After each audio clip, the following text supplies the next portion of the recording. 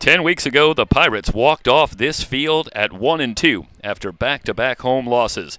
The optimism and championship dreams for this talented roster appeared to be in significant peril. 3 weeks ago, the Tigers found themselves coming off a crushing loss against division rival Fullerton College. With a wild card spot secured, the Tigers nonetheless also found their hopes of another championship game appearance in danger. But the semifinals brought renewed hope and fire as both teams took to the road and upended previously unbeaten teams to secure their spots in today's SCFA championship game. With a win today, the Pirates earn a second title game appearance under head coach Steve Mushakian and a chance to bring the first football championship in school history to Ventura College. Meanwhile, the Tigers, with a win, will advance to the 3C2A championship game for the fourth consecutive year. And that will bring a welcome chance to exorcise the demons of a one-sided loss a year ago and once again return the title to Riverside City College. It's the SCFA championship game on SoCal College Sports. Next. And a pleasant good afternoon, everybody, and we welcome you to the VC Sportsplex for the SCFA championship here on SoCal College Sports. Jeff Stoynoff, Emery Johnson with you today. Terrific matchup coming up. And Emery, with a lot of our workmates and the rest of our team down in Walnut covering the 3C2A volleyball championships and the soccer championships, we were down there.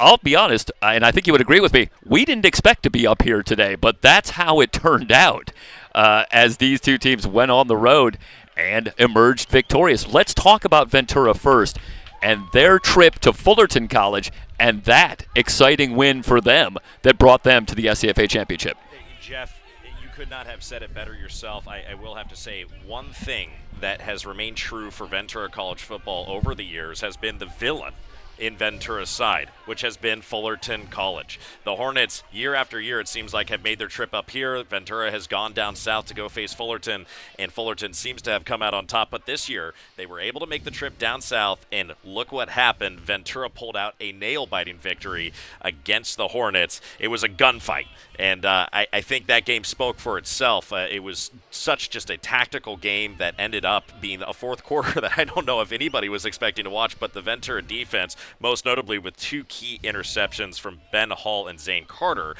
really sealed the deal against the Hornets. Yeah, so often the Pirates led by a formidable offense. That's certainly the case once again this year, but it was the defense that came up huge. A couple of big plays that you mentioned, a scoreless fourth quarter as they held on, and they'll need to be very good today against the Riverside City College team that makes the trip up to Ventura. Yes, they're on the road, but they've done that before. Riverside City College, this is a team that seems to live in the SCFA championship game. Yeah, Tom Kraft, let's take a quick break here. We're going to step aside for the national anthem, come back, continue to get you ready for the SCFA championship here on the VC Sports Network and SoCalCollegeSports.com.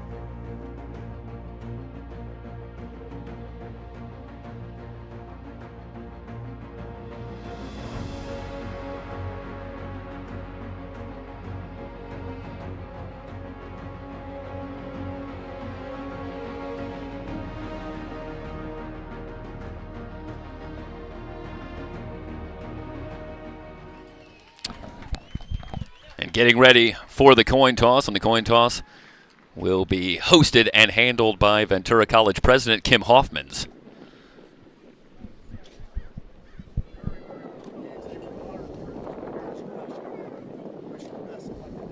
Before we start, I have to remember the coins for the captains to celebrate and remember this day today. Okay, keep that in memory of today. You're chosen as captains for a reason. It's not a gas. It's not an accident. You're chosen as much as the leaders of your teams. Represent yourselves, your schools, your teammates, your families, your friends. They're all here. And we have your numbers in our chest. If we need help, I want to come to the captain and say, hey, can you help me with the problem? If you guys can do that for us, we don't have to insert ourselves in the game. Sure. It's your responsibility as captains. You understand your responsibility? You accept all your responsibilities. Excellent. Okay. Ms. Kim Hoffman's president of the university is going to make a coin toss today. Before she throws it up, the visitors of Riverside, what's your call going to be? What's tails? What is the call? Tails is the call. God, Ms. Hoffman. Excellent. Coin toss. And heads has one. We'd like to receive. White has one and will receive. Riverside, kick from the clock. Ventura receives on this side. Gentlemen, congratulations again. Stay healthy. Thank you very much. Good luck, boys. Let's play some ball. Let's play some ball. Let's play some ball. Let's go. Let's go. Let's go. So Ventura wins the toss. They will elect to receive when we get started. We will now step aside for the national anthem and come back with the opening kickoff here at the SCFA Championship game from Ventura on the VC Sports Network. Please all rise. Gentlemen, please remove your hats. Respectful Congress, we ask that whether covered or not, please assist us as we now honor our flag and our country with the hymn of our national anthem.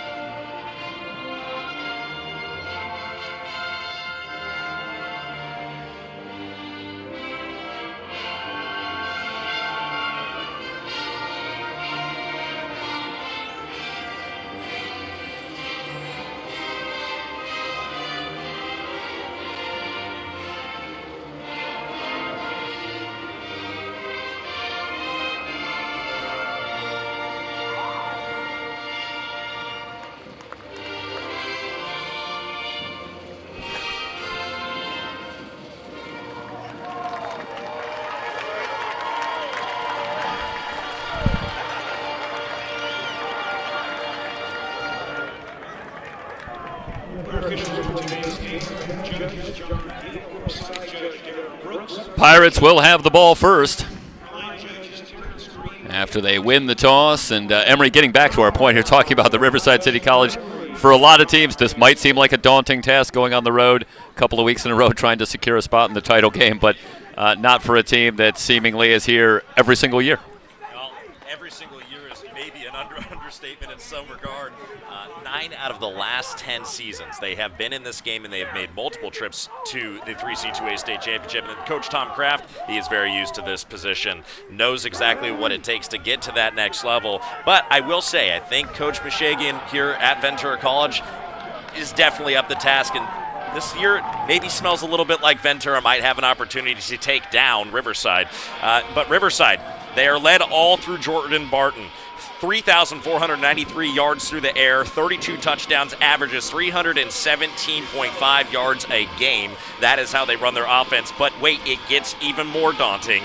Running back number 2, Bryce Strong. He's a sophomore with 1,015 yards, 15 touchdowns on the season, averages 6.2 rushes per time he has the football in his hands. It's going to be a chess match to see how Ventura can adjust. Maybe have an opportunity to dispatch the Riverside. Truly a pick-your-poison situation when trying to defend the Tigers. What do you do against the running game led by Bryce Strong? But the Southern Conference Player of the Year in Jordan Barton, who had a monster season at the controls of this offense. The kick through the back of the end zone, and the Pirates will start from the 25, and right away, it's interesting. For a long time, I felt like you would see teams tend to defer after winning the opening toss, wanting the ball to start the second half. I'm seeing more teams taking the ball first, and I think this is very intentional for Steve Mushagian.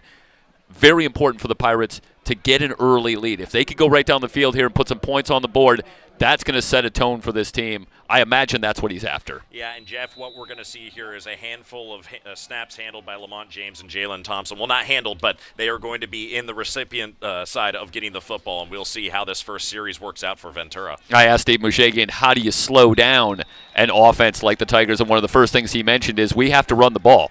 And I think it's a pretty familiar football wisdom as we have a flag before the opening snap that it's awfully hard, no matter how potent your offense is, it's awfully hard to score points from the sidelines. So if you can keep them over there, you're doing good work. And that is certainly going to be the Pirates' plan here today.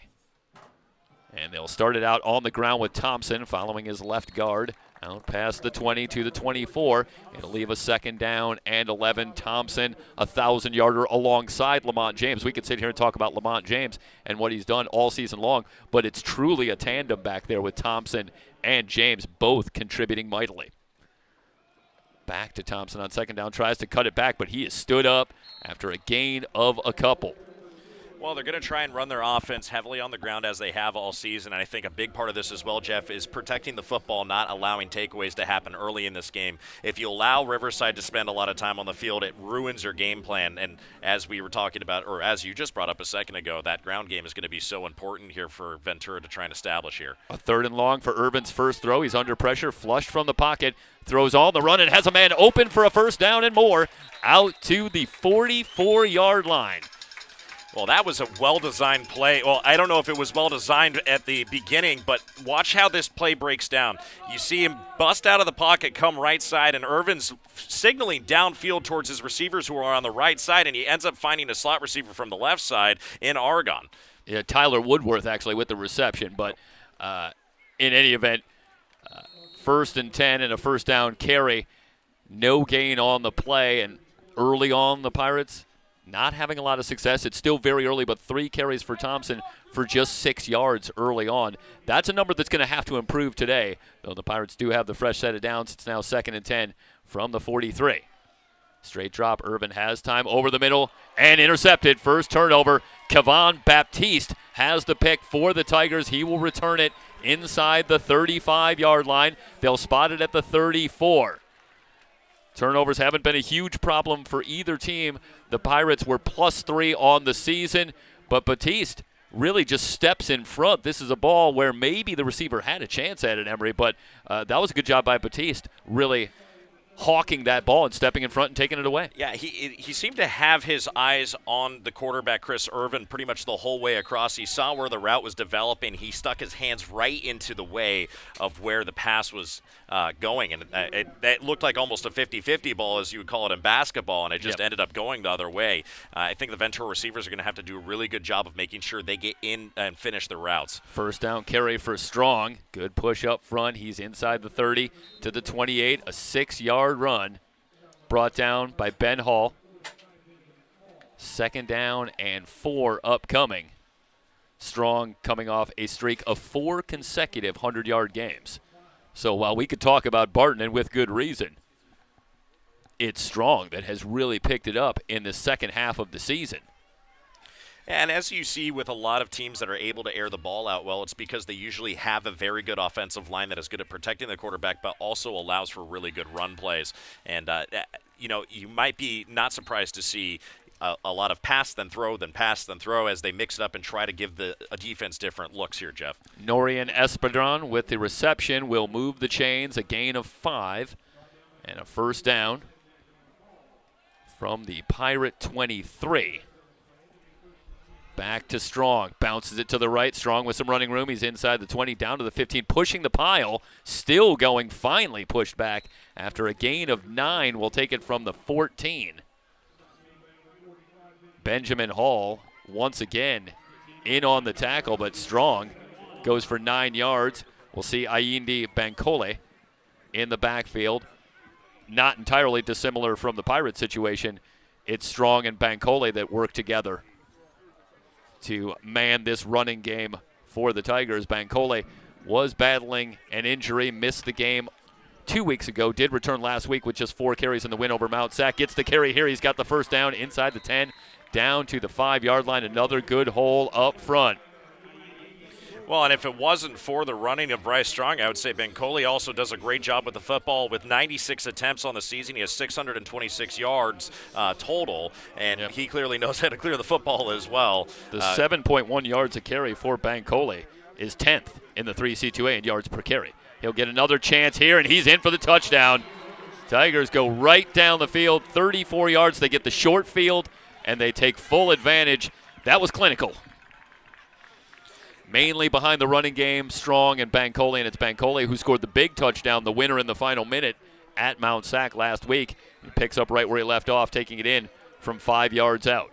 Yeah, you see the way that the offensive line has been able to create gaps here. These running backs are really doing a good job of finding where the gaps are opening up. But that was straight through the A gap here, Jeff, and just made it very simple for Bencoli to walk right into the end zone. Yeah, Nafai Kalamafoni, Jordan Furbutton, Simeon Maeva in the interior of that offensive line. And we can talk a lot about the Pirates' offensive line, and with good reason, and the numbers they have put up. But the offense so potent for the Tigers, and certainly they boast an outstanding offensive line.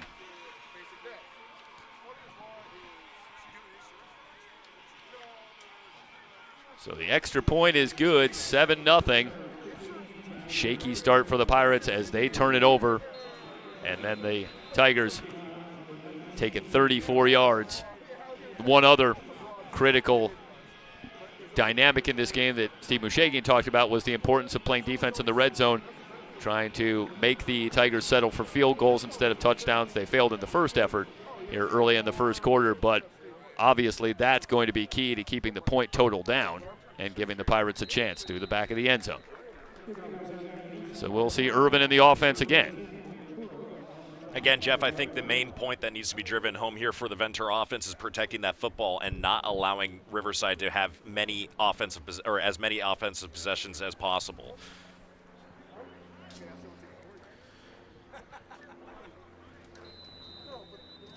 Well, after a season-high 27 carries last week in the win at Fullerton, Lamont James makes his first appearance here today in the backfield with Irvin. Receivers left and right on 1st and 10 from the 25. And the quick pitch to Alvery. And looking for the corner, forced out of bounds after a gain of about 3. Yeah, Alvery was really trying to pick up speed there on the edge, and he caught it a little bit, but I don't think he was able to totally turn upfield. The linebackers had a really good spy on that there, Jeff. Forced out of bounds by Edward Gilds, the safety. 2nd down and 8. They fake to James. Quick screen. Back to Woodworth. Tries to stiff arm a man, but he's tripped up after a minimal gain. That's a terrific play by Penny Masiva, the linebacker. Able to trip him up. If Woodworth gets by there, he maybe picks up 5-10 yards and a first down. But Masiva able to win the one-on-one battle. Limits him to a gain of just a yard. 3rd and long once again for the Pirates. Play action, Irvin looking deep on the far side, completes for another first down. First down, Pirates at the 45. Back to Caleb Alvery. That was a gain of 17 and a first down. Now they'll try James straight ahead. And James stood up and pushed back. We do have a flag down after a 1-yard carry by James Ulima with the stop. Well, let's see what the call is. And this came from the side judge. I'm interested to see exactly how they want to divvy out the laundry here. Potentially, yeah, and it is a penalty. I guess suppose maybe a hold against Riverside. Is that what the call was here? Our referee, Don Ariosto. And yeah, the 5-yard penalty will leave a 1st and 5. Well, they're leaving it at a 1st and 5 from the 50. Good protection for Irvin, has time and completes again. Eli Aragon with his first reception to the 37-yard line. And Aragon's just done a great job today. Watch them spreading out the field left to right, and I think they're realizing they're not going to beat him totally overhead. They're going to have to move the football left to right here, Jeff. Big play in the backfield. Couple yards on the carry. Do you want to quickly correct? That was Aragon's second catch.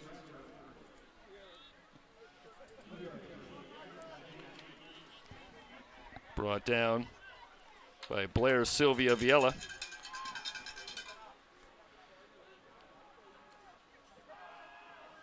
Deep drop for Irvin, flushed from the pocket. Running room for Irvin. Gonna head to the sidelines and out of bounds, just shy of the 12. Well, they'll spot it at the 28. That's a gain of 7, and it leaves a 3rd down and 1. The Pirates, as is typically the case, solid on 3rd down on the season at 43%. They want to move quickly. Look for the sneak here possibly for Irvin. No, they go to James. James with a hole on the right side. He's got the first down. Flags are down. James driven back after he picks up 3 yards. Jawan Nixon, Edward Gilds with the stop. Pirates for the moment have a first down. Well, in the area of a hold, but this is thrown down by the 30-yard line marker. I think they would immediately go for the hold call and not have to discuss it too much. We'll see, Jeff. And I see the football moving forward, so maybe Ventura's anticipating. Yep. So the face mask call, that's going to be a big one. Half the distance. It'll take it inside the 15. They'll spot it at the 13-yard line. Pirates with a 1st and 10 in the red zone. And I think that was against, or the person who was offended there was Jacob Lemus, that right tackle. Out to James in the flat, able to slip 1 tackle but not past the second wave. And if you watch really closely on that right side of the offensive line, you see the defensive line of Riverside really getting handsy here, as I think the offensive line of Ventura is actually doing a good job of trying to contain the defensive front of Riverside. No gain on the play for James, so 2nd and 10. James gets the handoff straight ahead inside the 10 to the 9. 4-yard run leaves a 3rd and 6. Once again, Becker on the stop.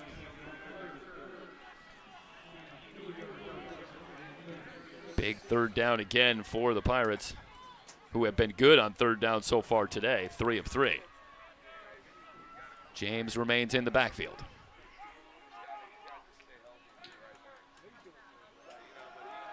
Irvin sets up, stepping up, throws, catches made, little move by Lopez down to the 3-yard line. He's very close to the first down marker.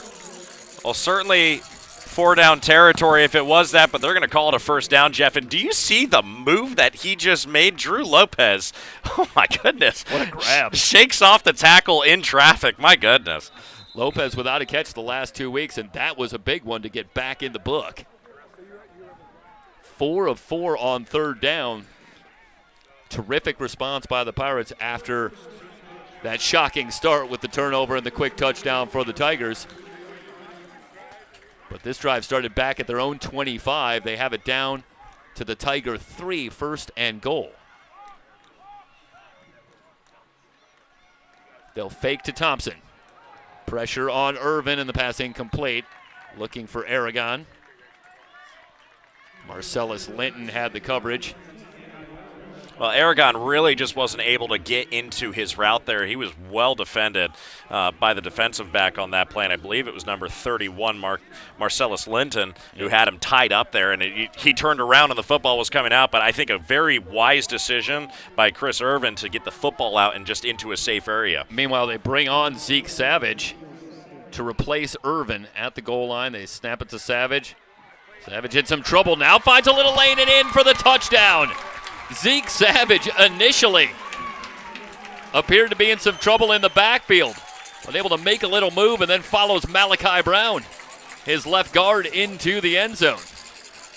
Well, what a way to end cap a drive here, Jeff. Ventura doing their best to try and move the football through the air and on the ground, and I think they had the Tigers on their heels, and then throw a little wildcat formation in there and just get the guy across the goal line. My goodness. Well, it's interesting. It gives us a chance to talk a little bit about Zeke Savage. When we talked to Steve Mushagian this week, one of the things I asked him at the end of the year was to give some shout-outs to some of the guys that we haven't had much chance to talk about, and I asked specifically who've been some great locker room guys, some great glue guys on this team that we haven't really talked about. And he mentioned both of his backup quarterbacks, Zeke Savage and Daniel Duran. Savage played last year as a freshman. Daniel Duran came in as a bounce back. Both of them could have had a very reasonable expectation to see a lot of action this year. But Chris Irvin, with a great performance in the victory over Allen Hancock, really took that job and has held on to it.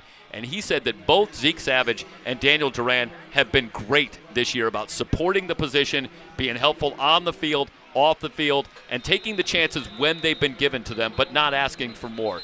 And it just shows it's a good thing there. You see Savage getting the touchdown. Both have fit into roles on this team, and Steve Mushagian was very quick in wanting to recognize them. Yeah, Savage just end capping the drive just like that, and it's a selfless position to be in when you're that quarterback who is a sophomore. You don't have the starting spot, but when you're called up to do your job, you don't do it with a bad attitude. You do your job, and you make a good impression. So the Pirates even it up, short kick. Going to be returned out past the 35 and near the 40, so the Tigers will have good field position. Of course, the Tigers last week showed so much resilience, really trailing for much of that game. They were down 17 at the half. We mentioned the quick touchdown for the Tigers here today. That is very much the opposite of a week ago when it was the Mounties at home who scored in the first minute to immediately take the lead, but the Tigers so poised as they're going to be a well-coached team and a talented team, and they were able to hang around and then play very well in the second half to come back and get the win. I was working down in San Juan Capistrano and kept looking down at my phone, and I go, Riverside down by 17 in the first quarter? What is happening? And then as you saw the game develop, it just kept getting more and more into the side of the Riverside, and then the game just exploded. Points all over the place, Jeff. Yeah, completion to McDaniel for 10 yards and a first down. We do have a Pirate player down midway through the first quarter.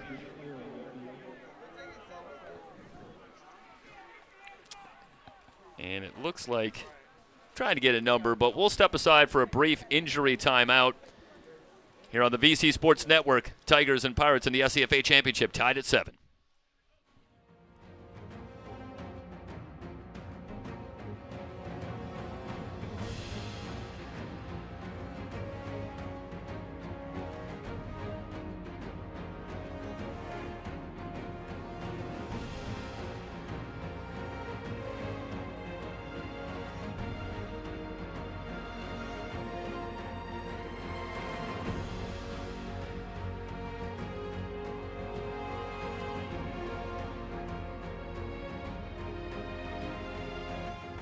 Pup Aina, the injured Pirate, but up under his own power and able to get off the field on his own. Yeah, and that's a big player for Ventura College. He was really big in the victory over Fullerton last week. He had a very crucial sack against Fullerton that helped propel this defense forward in that fourth quarter.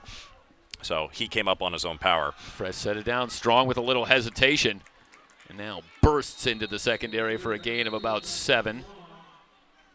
Strong, also a 1,000-yarder. We mentioned the streak of 100-yard games on the line here today. McKelligan with the stop, leaving a 2nd down and 3. And early on, Irvin 7 of 9. And Barton still perfect on both of his attempts and a false start. Going to back him up. So 2nd and 3 becomes 2nd and 8. And thus far in the first quarter, 3 penalties now on Riverside, none on Ventura. Aside from the false start in the first play of the game. That's it. That's a great memory. Good call. You're right. As soon as you said that, I completely blanked on it. No, but the point still holds strong here. You know, maybe the first play of the game, the false start, not that big of an effect. They got the first down out of it, but this is an interesting position to get that false start penalty. Yeah. You go from 2 and very close to 2, and now you have to work for it. Yeah, it turns a 2nd and short into a 2nd and long. It's a big break for the Pirates, and, of course, a couple of penalties on the Pirates' scoring drive, helping the Pirates down the field as they went down to tie it up. Good push for Strong, who's got the first down and more.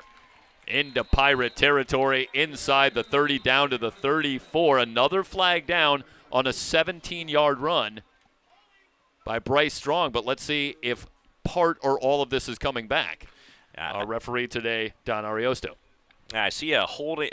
I think it was Coach Mushagian. No, the defensive coordinator here for Ventura holding his hand for holding against Riverside. Yep. And that was right in the area of where it's when and where Yes. you typically see a holding call on a play. That will bring it back to midfield. So instead of a first down in Pirate territory, it's 2nd and 9 from midfield. Well, back to that 2nd and long again. You know, something that really impressed me with that last play is how quickly they were able to hand the football off and kind of deceive and hide where that handoff is going and where the football was headed. They fake to Strong. Barton looking left, under pressure, able to evade. Now he'll run. No, he will throw. He has a man wide open at the 30. 25, 20, down the sideline, and in for a touchdown. He finds Jesse Campbell. Well, that's a killer for the Pirates as they bring the pressure on Barton, but give Jordan Barton a lot of credit. Extends that play, not only extends the play, but keeps his head up and finds Campbell alone on that far side who takes it for the touchdown. Well, watch him come out of the pocket here. He's pursued heavily by Larry Avila, who breaks through the defensive line. Watch this, right through the interior. Coming across, and then he just over-pursues, and you see the quarterback and linebacker shoot forward as if to stop the quarterback, and there's really nothing that they could do other than both of them jumping forward. Maybe one guy goes back into coverage, but my goodness, he kept his eyes up and didn't get worried in the slightest looking downfield, Jeff. Yeah, Steve Mushagian says that one of the keys to slowing down this offense is they've got to get pressure on Jordan Barton. They do here, but Barton is able to win the battle and extend the play and then finds Campbell. A little move by Campbell there at the 20, and he takes it in, a 50-yard touchdown. Tigers up 14-7.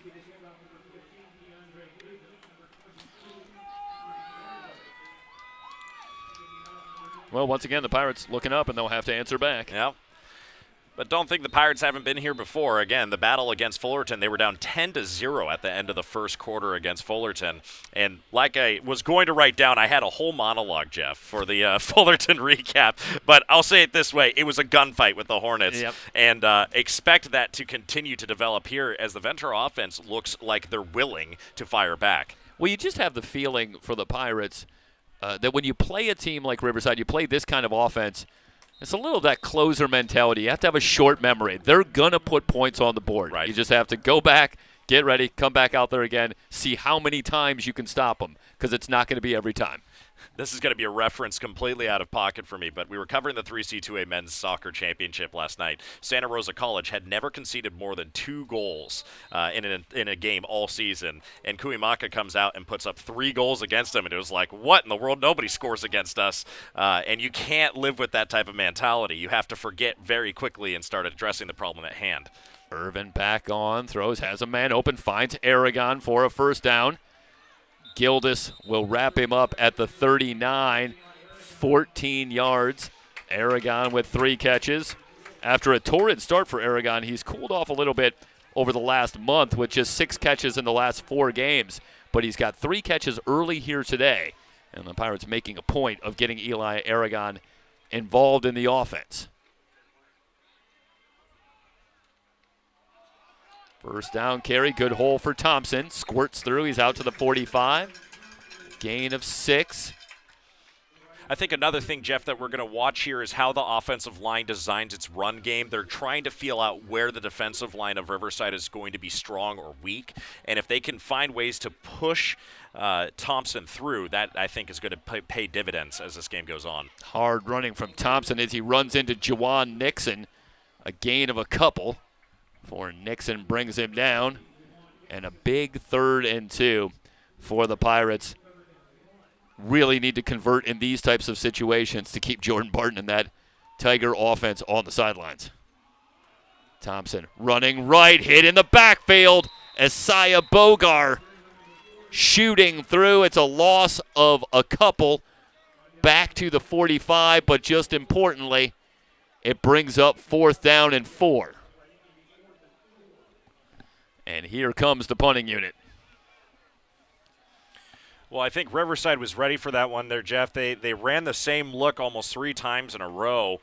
And, you know, Jalen Thompson can do the job on his legs, but when the linebackers are just keyed in on where the running back is going play after play after play, Riverside's going to make that adjustment rather quickly, and it looks like they did on that 3rd down. And it's especially hard to run east and west against the Tigers, who are so quick defensively. Carter averaging just under 38 yards a punt. Fair catch signaled for and made at the 15-yard line. That's a 39-yard punt as they'll spot it at the 16-yard line. And the Pirates succeed in leaving a long field for the Tigers. We'll see how they do it. They have scored on each of their first 2 possessions, 3:54 remaining here in the first quarter. And now it's the Pirate defense that needs to come up with a stop. Well, in the first 2 possessions, Jeff, you see 2 different versions of the offense, one capitalizing on a broken play, and all due to the work of quarterback Jordan Barton. But the first time around, it looks like they just powered the offense through. And whistles before the snap. And this one likely to back up again.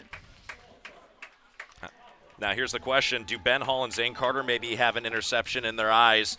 And can you get a takeaway or a stoppage on this side of the field, Jeff? I think that's going to help out the confidence of this defensive unit, especially early in this first quarter. Well, it's not unheard of. There was a pick 6 a week ago for Mount Sac that put him up 17 in the first half at the time. But Barton with only 8 interceptions on the season, so he has not been an easy target for interceptions. He'll scramble out to the 18, a gain of 7, brings up a 2nd down and 8. Boy Slade on the stop for Ventura.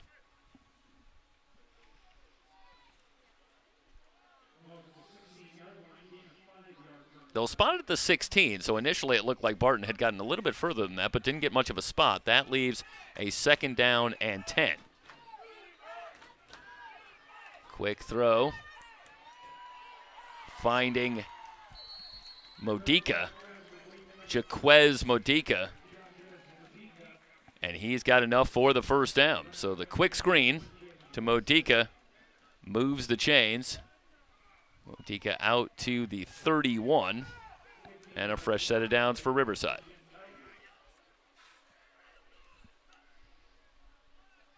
Another quick throw back to Modica on the left side. A little move at the 35, and Modica out past the 40, near the first down marker. They'll spot it at the 41, and that is good enough for a first down.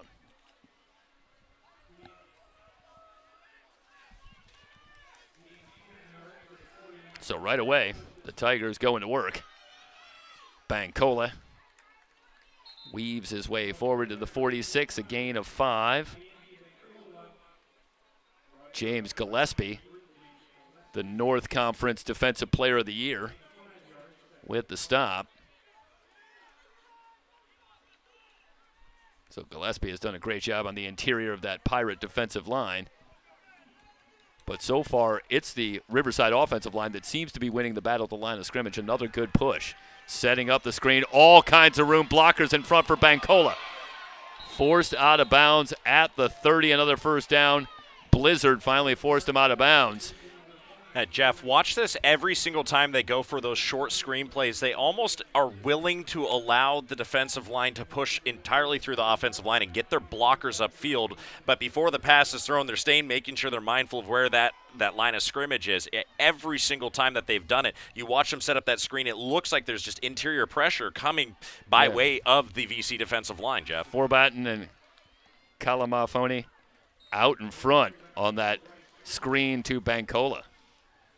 5-yard run, Gillespie on the stop as Bancola continues in the backfield. Ventura's got to find ways to get their linebackers in front of the screen. Every single time it seems they're running down the field with guys pursuing, not in a position ready to make a tackle. And other than the scrambling play and the completion to Campbell, every throw has been out quickly for Barton. Strong on the carry, wrapped up after a gain of a yard. Avila with the tackle, and a big 3rd and 3 coming up for the Tigers. The Pirates, this is what Steve Mushagian was talking about. They're not technically in the red zone right now, but need to find ways to come up with stops in their own territory, force field goal attempts, rather than giving up touchdowns. Facing a 3rd and 3. Four-man rush over the middle, incomplete. Looked like he momentarily had Modica, but perhaps Modica heard McKelligan closing in. Yeah, Modica already a couple good grabs today. I can't exactly see how many he has total yards, but he was definitely heavily involved in the early part of this drive today. As he has a couple of catches on this drive. 2 receptions on this drive for 25 yards. Yep. First appearance for Gabe Panikowski for a field goal attempt. This will be from 40 yards. On the way. Yeah. And no good. It looked wide, and you know what? That was all set up by a low snap, Jeff, and the setup was a little bit late, and I think the kicker just got a little concerned seeing that football set up a little bit late, and it's enough to throw him off. Yeah, Panikowski had been solid on the season, 13 of 17. But misfires from 40 yards out, and it stays a 7-point game here in the final minute of the first quarter. And, Jeff, I think that was really aided by the field position that they started with from the 16-yard line. That changes the perspective of how you set up your drive. And, look, the Pirates were able to stop them there. Yep, the Pirates play field position, and it works. Get the ball back, still trailing by 7. Inside handoff. Struggling for yardage out to the 25, a gain of a couple. James on the carry, but this Pirate running game that has been so successful all season long, having some difficulties against this Tigers front 7, certainly, as Nixon, the outside linebacker, up for the stop. James with just 10 yards on 4 carries. That is the final play of the first quarter. We're through 1. Riverside on top of Ventura, 14-7. It's the SCFA championship game here on SoCalCollegeSports.com and the VC Sports Network.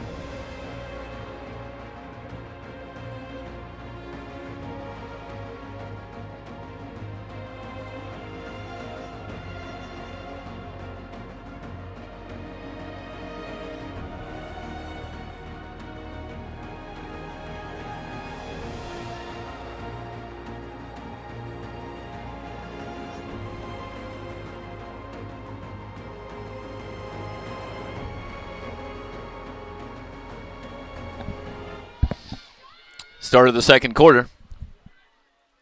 Pirates begin from their own 25. Looking for Alvary, and the pass incomplete. Second down and 10, and Irvin. Emery just throwing off the back foot. And that's where you see some inaccuracy. That ball comes up short. James remains in the backfield. A little movement on the right side. Could be a free play. Irvin gonna look deep down the near side. Incomplete, looking for Tiandre Newcomb. Newcomb returns after missing last week due to injury. Another weapon on the outside for the Pirates. Well, Jeff, potentially 2 penalties here, but only one of them was called. Here on that near side, look at the contact as the football comes out. So you see that there they go with the neutral zone infraction for the defense. And then we don't get the rest of the play, but I will say there's a lot of contact coming down that near side, and you can hear it from the fans here in the stands. Yeah, it was Avery Losefa Hart at that right end spot. And I think the no call was due to the, well, I'll let you. 3rd and 3, James spinning out of a tackle, twisting his way forward. He's near the first down marker. This is going to come down to the spot. He's going to be about a yard shy, Jeff, I think. Topu on the stop. Linebacker Leo Topu, the leading tackler for the Tigers on the season, and he's about a half a yard shy, and the Pirates not going to gamble, and they will kick it away.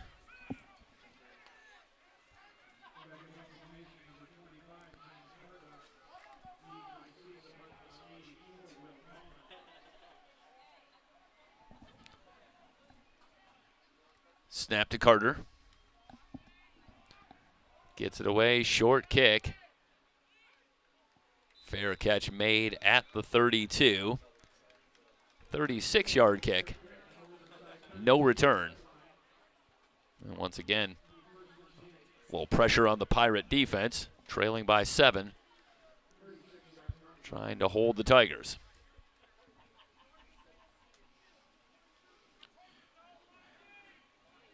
Keep an eye on the championship in the North as well. That one well underway. In fact, I'm sure they're in the fourth quarter. We'll try to give you an update. American River and San Mateo. Another two teams that are used to that. Absolutely.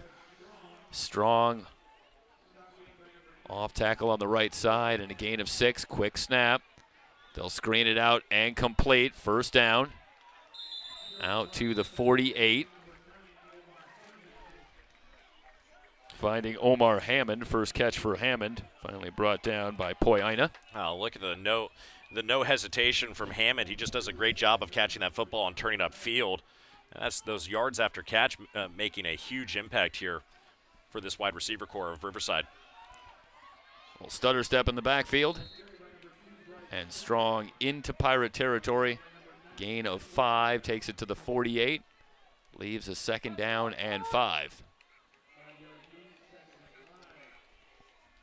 And this figured to be a contest of who was going to be more effective running the football, certainly. And thus far, it's been Riverside. Riverside just seems to have that edge when they're carrying the football. And, again, they average on the ground roughly around 6 yards per carry, Jeff. Second down and 5. Barton on the scramble again. Has the first down around the edge. Flags are down. This could be where you see holding. Spencer McElligan eventually forces him out of bounds, but the call against Riverside. So this is coming back. And this is a huge break for the Pirates, who are taking advantage of a spate of penalties against Riverside here in the first half. And if you're Riverside, yes, you're moving the football, but you don't want to be just giving away these chances to extend out the lead. All of a sudden, Pirates hang around in the second half, and this becomes a ball game. Hey, something that is famous for Ventura College football is the kind of aggression that they bring to the game and the kind of talk that they have on the field. They back it up with their skills on the field, but maybe to, encourage Riverside to maybe commit more personal fouls just because of how aggressive they are on the field. Ventura, that might play into their hands here. As you can see, a lot of personal fouls being called against Riverside already today. 2nd and 14, Strong able to break a tackle at the 45, but brought down at the 47. That's a terrific tackle in the open field for Anthony Albanez. And that was all set up by Poyaina. You have to commend him on his penetration there through the offensive line. 3rd and 10 for Riverside. Wesley able to get in there and break it up. Oh, my goodness, Jeff.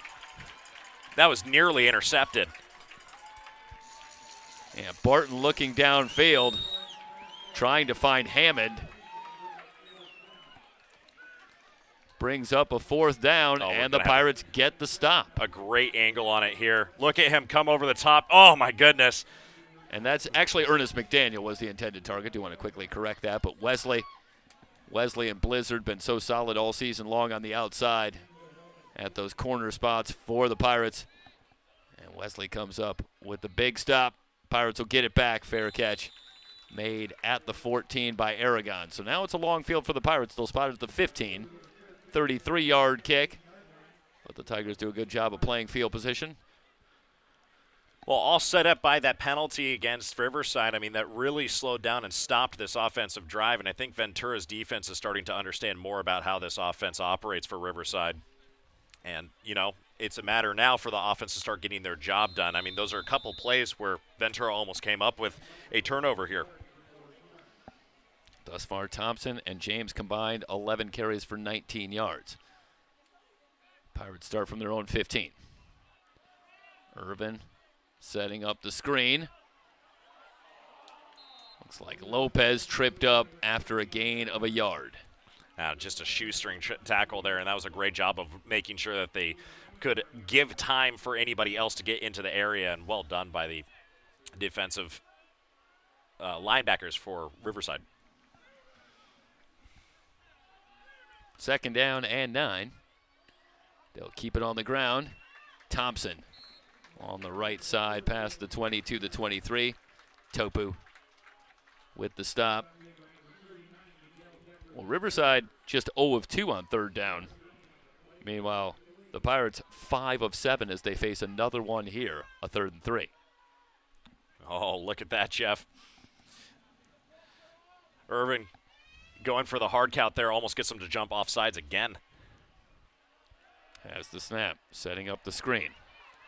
Finding Hoffman out of the backfield, and Hoffman able to stiff arm a man and pick up the 1st down. Warding off Colin McQueen.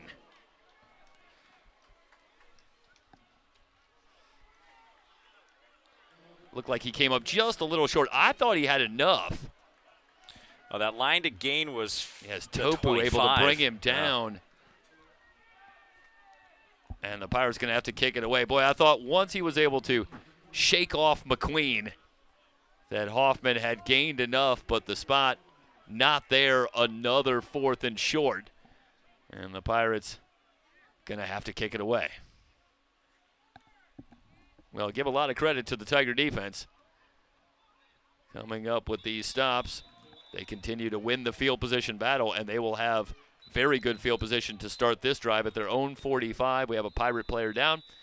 We'll step aside for an injury timeout. When we come back, Tigers with the football leading at 14-7. It's the SCFA championship game on the VC Sports Network and SoCalCollegeSports.com.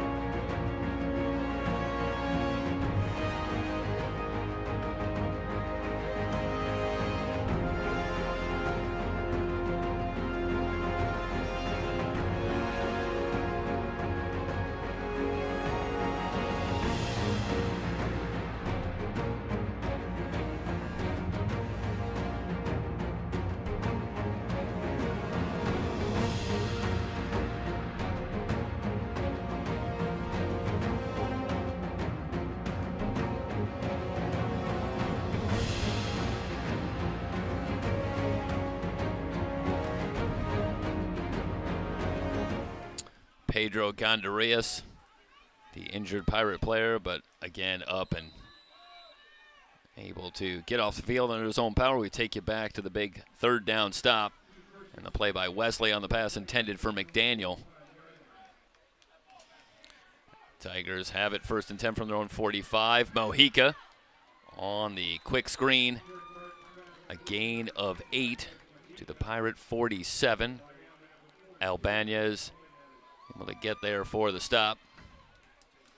Yeah, Jeff, I think they're noticing that coming downfield is a little bit of a danger zone for them if they're throwing against this secondary of Ventura. They're really finding success in that quick screen game. Yeah, Mojica coming off a big performance in the win at Mount Sac a week ago. 7 catches for 105 yards and a touchdown. And he continues to be a favorite target for Barton, who does such a good job spreading the ball around to a bevy of talented receivers. 1st down carry and a fresh set of downs. Barton stepping up under pressure, just tries to hurl it away as he's going down. Spencer McKelligan coming on the blitz. Meanwhile, we do have a flag down. It came in very late. Well, and you see the Whitecap talking to the sideline of Riverside. I'm interested to see what they're going to say. Yeah, they're going to call intentional grounding. Yeah. So that'll be the yardage and a loss of down. So they'll bring back to the 48 of Ventura. That's a 6-yard loss where it'll be 2nd down and 16. Yeah. And the Pirates, for one of the rare times today, dial up the blitz and they get there. Yeah, well, and it seems like every single time they have been running the blitz today, it's been when there is a quick screen or something else happening short in the field. And It was very well done. Setting up the screen once again. Juggling catch by Bancola, who finds a little running room down the right side, inside the 40, down to the 36. Brought down by Fakir Stewart. So that gets back all of the penalty and more to the 36, and it leaves a 3rd down and 3. Riverside comes in converting at 49% on 3rd down for the season, but that one's dropped. Looking for Espadron, who has been a reliable target all season long. He's got a catch in every game this season. And he just drops that, Jeff. I don't think there was anything too clinical about it. It'll be interesting to see what unit they bring out. It is the punting unit. Yeah, for 53 yards, the long this season for Panikowski is 44. And the Tigers going to elect to play field position as well, and why not? Outside of the one drive in the first quarter, the Tiger defense has been able to hold this Pirate offense in check. That is going to bounce into the end zone, so the Pirates will start from the 20. Nathaniel Wallace tries to pin him deep, but the bounce goes the Pirates' way.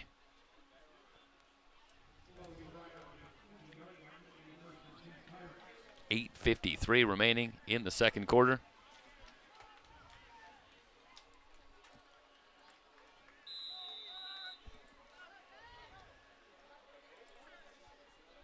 Here comes Irvin.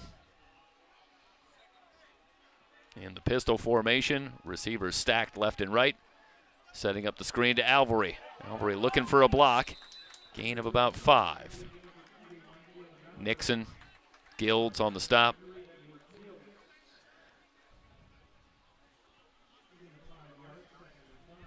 Leaves a 2nd and 5. James to the right of Irvin, gets the handoff, running left, through a little hole on the left side. He's got the first down. Out to the 32, 7-yard run for James. That's about as much running room as Lamont James has had today. And I think they just need to keep pounding this defensive side of Riverside over and over and over again, and eventually they're going to break here, Jeff. That was a great run by James, just powering through the contact. Yeah, following his left tackle, Donald Dixon, looking for Alvary again, and it's incomplete. 2nd down and 10. Well, he was wide open there on the edge, Jeff, and Alvarez completed that route a couple times already today. I wish I had the stats on it quickly, but I want to say that is a play that has been successful in giving them those small chunks that are so crucial in creating these drives that will sustain for a long time. Yeah, Alvarez with 3 catches here in the first half. He's in motion. Back to James on the carry. Stood up, might have gained a yard. 3rd and long coming up.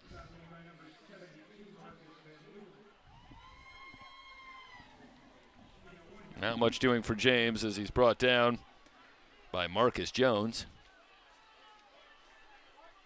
Pirates need to come up with another big conversion on 3rd down. Look for Aragon here, Jeff. I think he might be dialed up. Irvin stepping up. Pressure comes. He's going to be sacked. Isaiah Bogar, the defensive end, getting there. And give the secondary a lot of credit. That had all the looks of a coverage sack. Initially, the protection was decent, but nowhere to go with the football for Irvin. And the drive stalls. The Pirates will have to kick it away. Well, if you looked on the right side, they were running a trips look for the offense there. And you had a couple routes that ended up open, but I think they just did not have enough time, and Chris Irvin not able to get away from the pocket cleanly. Fair catch made at the 29. Good kick, 42 yards. Call it 41 for Carter. The Tigers will take over at their own 30. I was going to say, that was a really well done kick. Flipping the field pretty well there. Well, it started out like we were going to see a little more of what we expected. I thought we were going to see a shootout here, but it's turned into a little more of a defensive battle.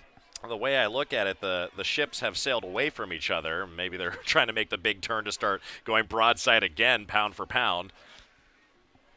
But I do like the defensive angle of the second quarter, Jeff. So here comes Barton with Bryce Strong in the backfield.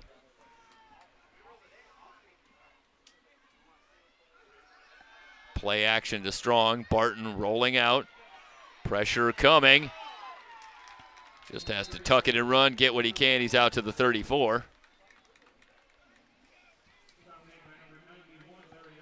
Larry Avila wraps him up. 2nd down and 6. Strong on the carry. Good push again. Appears to have enough for the 1st down. Barton, not uncommon to see him run out of the pocket. 78 rushes this year for 163 yards. He's not a running quarterback by no means, but when he does come out of the pocket, here's the surprising portion about that stat line. He gets about 14.8 yards or 2.1 yards per carry. So it's usually when he's getting flushed out of the pocket, not really on a designed run play. Well, you can see that he's not a running quarterback, but he's extremely elusive. Very. And moves well. When you think about Barton and the next level, he's got enough in the way of legs, more than enough. Short completion and a 1st down, or near a 1st down, I should say, to midfield. Modica with another reception. He's got 4 now in the 1st half. It leaves a 2nd down and 2.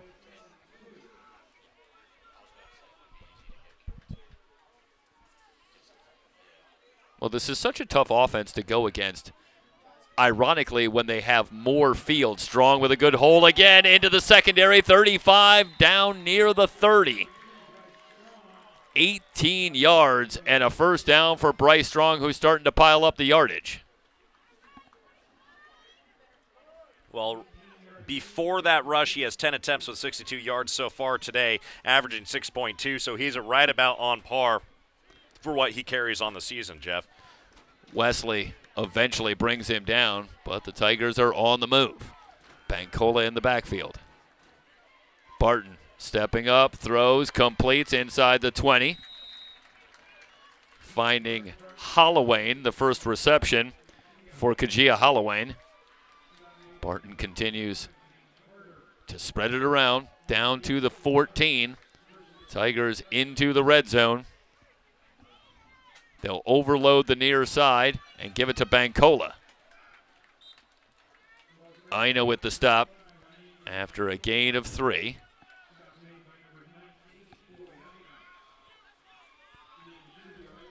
They'll spot it at the 12, so call it 2, 2nd down and 8. Modica will return with Demarion Young over on the far side. Plenty of time on the play clock. We wind down to 4:26 and counting here in the second quarter. Play action. Barton, pressure coming. Hit as he throws into the end zone. Incomplete. He was looking for Jesse Campbell, who had the touchdown reception that gave the Tigers the lead back in the first quarter. 3rd down and 8. Upcoming. And again, this is what Steve Mushagian talked about. They're going to move the football, but if we can come up with stops in the red zone, it's going to keep us in the game. Empty backfield for Barton. Play clock at 5. Has the snap. Again, hit as he throws. Short completion, but well short of the 1st down. Wesley with the stop. They go to Demarion Young. Excuse me, it was Jesse Campbell. And a gain of a yard leaves a 4th down, and we'll see Panikowski in the field goal unit. Well, they've stopped him in the red zone again here, Jeff. And again, I think you're right. On the short field, the defense for Ventura has been way better, and the offense doesn't really seem like it has the space to work itself out. Yeah. Well, the problem in defending this Riverside offense is Panikowski's kick is up and good to extend the lead to 17-7 is they're so effective with short passes, with the quick receivers and a signal caller like Barton that handles this offense so well. but they also have the capacity to hurt you with big plays. So when you have more room, it's more area to cover. Ironically, it's a little easier sometimes when you have a little less field to cover. And that's what we've seen in this first half, where they have been so effective on those short passes, yet they were still able to spring the big play on the completion to Campbell in that 50-yard touchdown. Well, a lot of work to go. This game far from over, I think. 3:35 left here. If Ventura can find a way to get points on the board going into this halftime, I think maybe an opportunity to check out that 2-minute offense, see what they can bring to the table, speed things up here, Jeff. That would be a good feeling going into the locker room. Yeah, 17-14 feels a lot better than 17-7. 100% agree. If they could get some points on the board here and go in within a score into halftime, I think the Pirates will take that every time. Taken at the 2. Out to the 15, 20, 25. Solid return out to the 27-yard line. Newcomb on the return, 25 yards. And the Pirates will start from their own 27. And this is where the other side of that for the Pirates is really need to avoid a turnover in this situation. If the Riverside could get it back and get some more points on the board, that would be a momentum crusher for the Pirates. So an important spot. A couple really good defensive stands in the last couple drives by Ventura. I think this is just going to have to be end capped by either a no score or points on the board, but I would feel a lot better if Riverside doesn't get any more points going into the half here. First down carry and a gain of a couple of yards. Maka'afi on the stop. It'll leave a 2nd down and 8.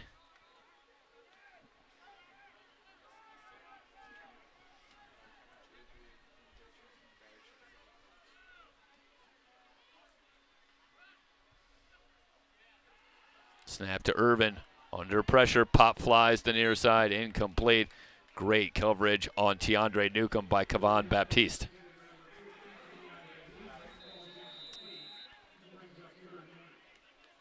Couple of players slow to get up near the line of scrimmage. One is Jacob Lemus, and he's up. And it looks like Julio Rey. So 2 offensive linemen struggling to make it to their feet. They are up on a 3rd and 8 play coming up. Well, you lose the whole right side of your offensive line.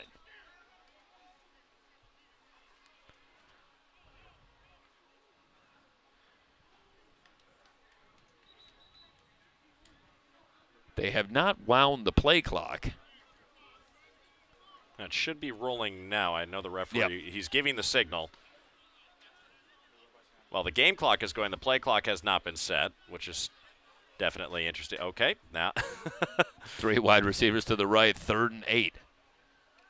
From the 28, setting up the screen. And it's complete to Thompson. Thompson near the first down marker. It's going to come down to the spot. It looks like he's about a half a yard shy. Bogar on the stop. Well, what do you do here? Waiting for the spot, and it looks like he yeah. does have enough. That is huge. And I think on the near side, we had the referee. He was actually calling. He had the number 1 pointed up into the air as if indicating for a first down. I don't know how the communication broke down there, but that's a good break for Ventura. Pirates now 6 of 10 on 3rd down. That's another big conversion. Inside handoff for Thompson, trying to find a lane, but wrapped up. A loss on the play. And it looks like he was just kind of pushed over. I know it's a loss on the play, but Jeff, that was really interesting. He ran right into the pile there, and it seems like he just bounced off and fell backwards. I'm not sure if it wasn't his own center.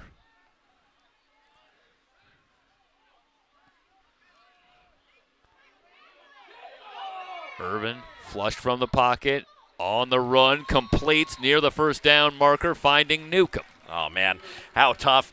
You know, if this was not college football professional rules right there, he would have definitely been able to roll over and get up and maybe get some more yards there. That is just shy of that first down. My goodness, maybe an inch and a half and a quarter. 3rd and inches. You've still got time, 1:13 and counting. And the Pirates do have all 3 timeouts. So time not really a factor yet. Now with the 3 timeouts. Though they're taking their time here, winding down to a minute. Certainly in no hurry. Irvin throws, completes. Aragon with the reception. Big first half for Eli Aragon. And Aragon just executing exactly what he needed to do there. Watch this route. He just turns around, little cutback route, comes back in, knows he's past the line, knows where he needs to get to, and it's just a couple yards downfield. And with the pressure that was coming from the defensive back, he gave him that cushion. It was perfect, well-timed. Leading receiver for the Pirates on the season. Irvin again on the run. Topu will run him out of bounds. A gain of about 4 to the 43, down to 47 seconds. Again, the Pirates with all 3 timeouts remaining. Leaves a 2nd down and 6.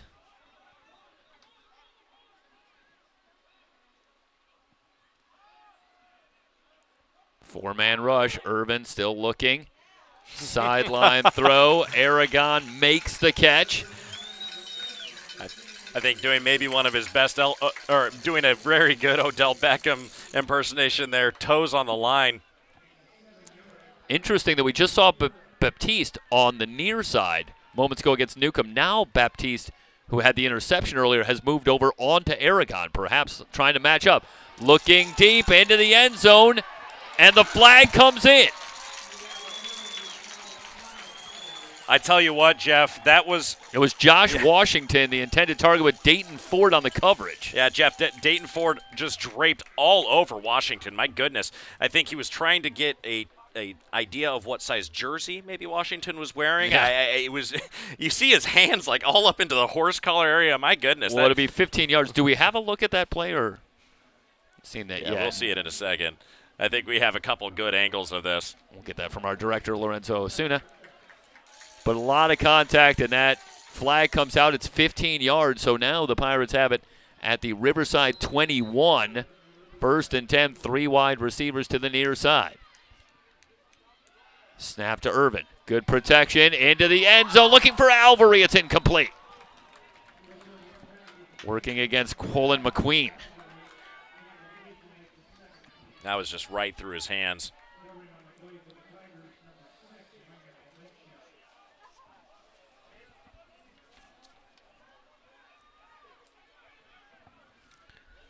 Second down and 10, down to 28 seconds. Certainly a good look here in the red zone, Jeff. Blitz coming.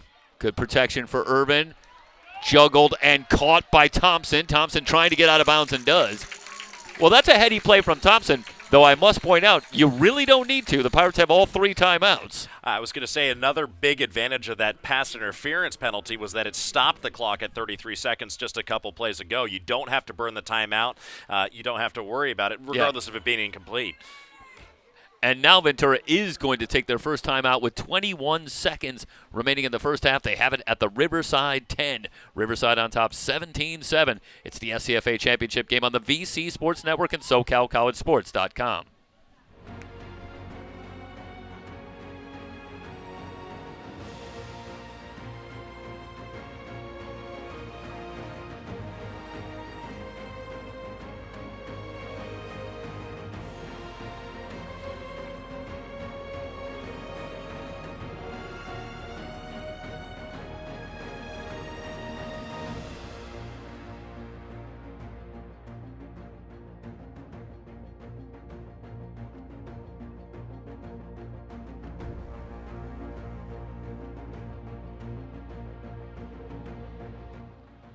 And we bring you back live.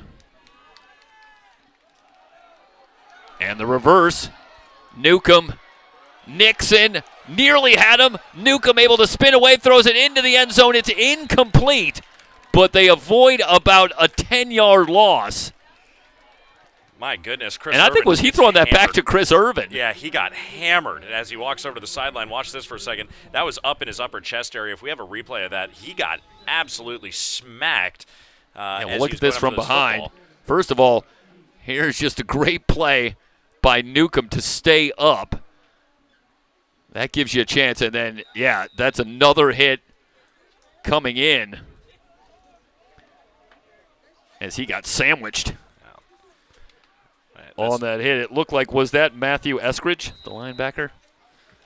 Number 33, who I think delivered the second hit. 2nd and 10 from the 11. So Irvin has to head off, and Duran comes on at quarterback. Duran throws incomplete. Looking for Cody Hoffman. Brings up a 3rd down, still 7 seconds. Well, it's a little dicey. You got time here for one play, but you got to be careful. You certainly can't extend the play. Man, get it out quick, and if the ball is stopped somewhere short of the goal line, you got to make sure you get that timeout called immediately. Yeah, you're hoping for a little home scoreboard help is here. A slow last second, not a quick last second, as you sometimes can see. 3rd and 10. Duran remains in the game. Irvin on the sidelines, leaving with an injury. Duran under pressure. They're going to run out of time. The pass incomplete. No, down to 2 seconds. And a late flag comes in. Yeah, Jeff, a late flag, but honestly, I want to say that there was potentially a little bit of offsides here on the near sideline. I don't know if we can get another look at this, but look at the defensive line on the right side of the defensive line. They were almost lined up over the line of scrimmage. Well, there's the tail end of it on the incompletion to Newcomb. Either way, it's a penalty against Riverside, but you're out of time, down to 2 seconds. So here comes Ryan Pimentel and the field goal unit. But when you look back to 3.5 minutes or so left, Pirates work their way down the field. They'll have to settle for 3, but if Pimentel can convert, you head into the locker room. You're only down 7. Snap, placement down, kick away for Pimentel. Up and good on the final play of the first half. Halftime from the VC Sportsplex at the SCFA Championship. Riverside 17, Ventura 10. You're on the VC Sports Network and SoCalCollegeSports.com.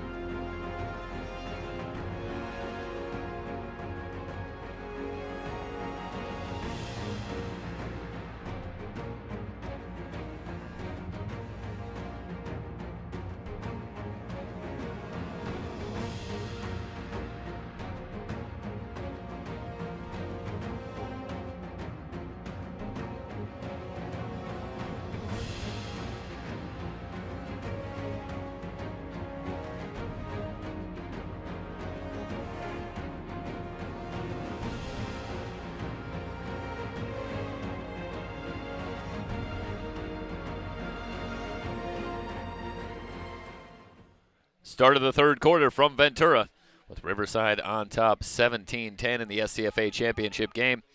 Tigers will have it first to start the second half.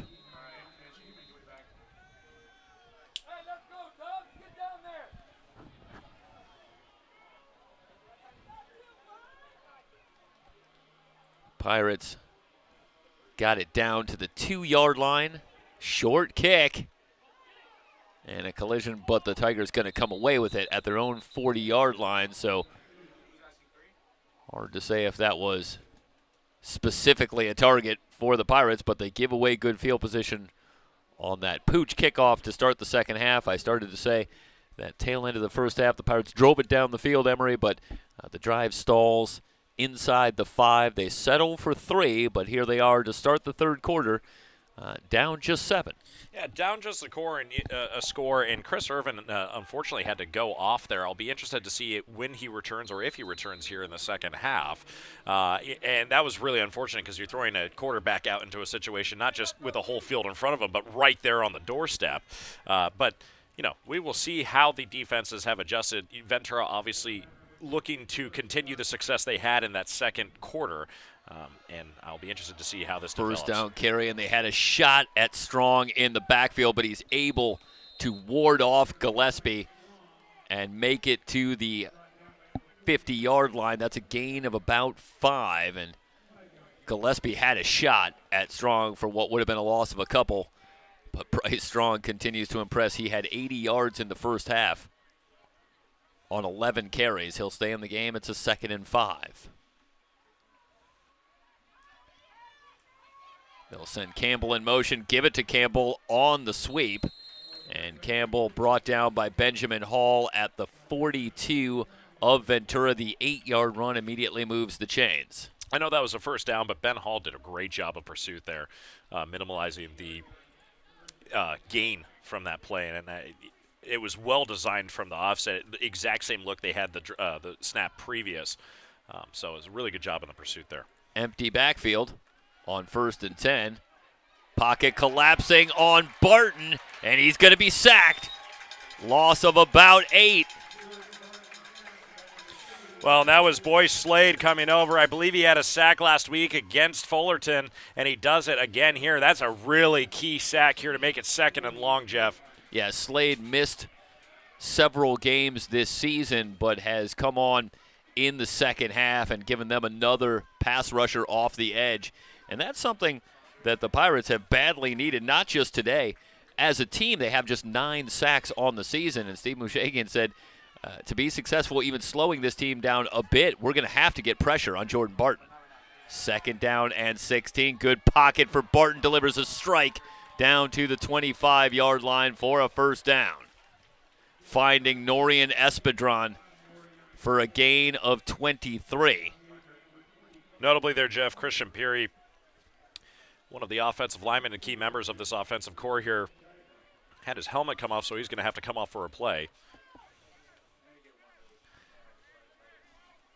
So the Pirates convert on 2nd and long. They have it at the 26, empty backfield again. Quick completion to Espedron, who's wrapped up at the 20.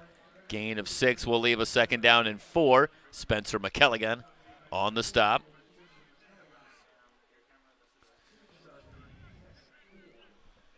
Well, the quick passing from Barton, so effective.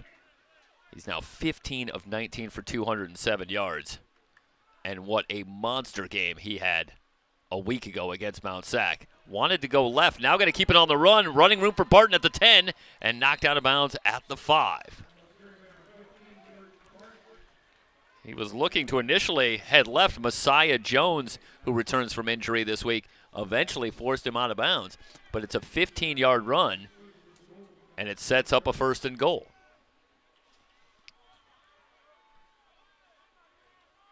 They'll bring Bancola in the backfield. 1st and goal. They give to Bancola on the right side, driven back. Might have gained a yard. Avila on the stop. 2nd down and goal from the 2. Tigers trying to punch it in. First drive of the second half. Back to Bancola. He runs into a wall. Going to be stopped short. Pirate defense trying to make a stand at the goal line. Benjamin Hall brings down Bancola. It's 3rd and goal from the 1.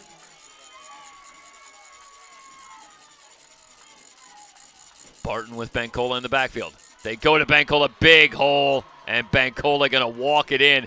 That is a tremendous job up front, Emery. That's a hole that you could drive a truck through. Yeah, and that comes down to the offensive line getting 3 opportunities to do that. And kudos to Ventura for actually being strong and stopping those runs. And, well, we have a conversation happening here with the referees. Late flag came in. Where was the location of the flag? Because I didn't see it. We'll see what the call is here. I believe this is after the play. Yeah. Well, there you see a little bit at the top, and that's probably where it is. Yeah. We got a good shot of the fisticuffs up there involving Demarion Young. And I didn't see if maybe that was Jalen Blizzard, but don't want to call anybody out specifically. Swashbuckling over on the other side. Jeff? Is that what we're looking here? Maybe a little. Well, I believe you used a clipper ship earlier. And Yeah, it got me thinking. So it's a touchdown.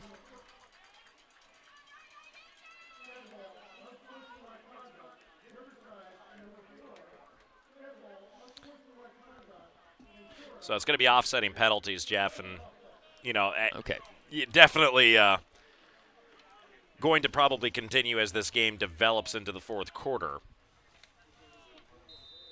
Ventura has to be wrapped up. I careful. believe it was Elijah Hamilton, they said, number 4, and Demarion Young. But the penalty's offset. So the touchdown will stand.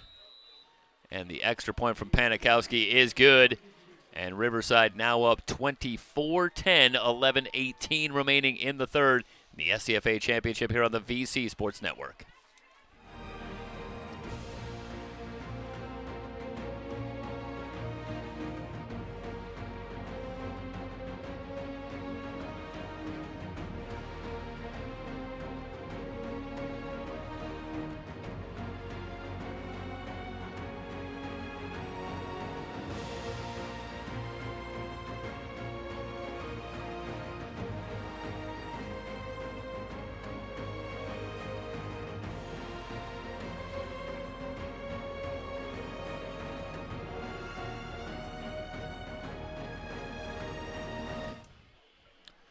Panikowski kicks it away, taken at the 10, but the Tigers got a late start. You don't see it very often. They do a nice job recovering, holding him short of the 30. On the return, that was Amicargo. But Panikowski not on the same page as the kickoff, as that ball was away, and about 9 of the players for Riverside hadn't left their opening spot. So good job by the Tigers to recover. Well, interestingly enough, the referee with the U on his uniform, who was standing right there at the line of scrimmage for the kickoff, I think he blew his whistle and started walking in towards the 40 line, in towards the football. And I think the Riverside players were potentially caught off guard by that. Yeah. I kind of interesting, because that would indicate that it was a dead ball, or stoppage of play of some sort, and that was not the case. They let it play on. Yeah, our umpire Mario Matos. And some confusion on the play, but the Tigers recovered. They'll spot it at the 29, 1st and 10. And that's where they'll go to work. Chris Irvin back on the field. And a first down carry for a gain of a couple for Jalen Thompson.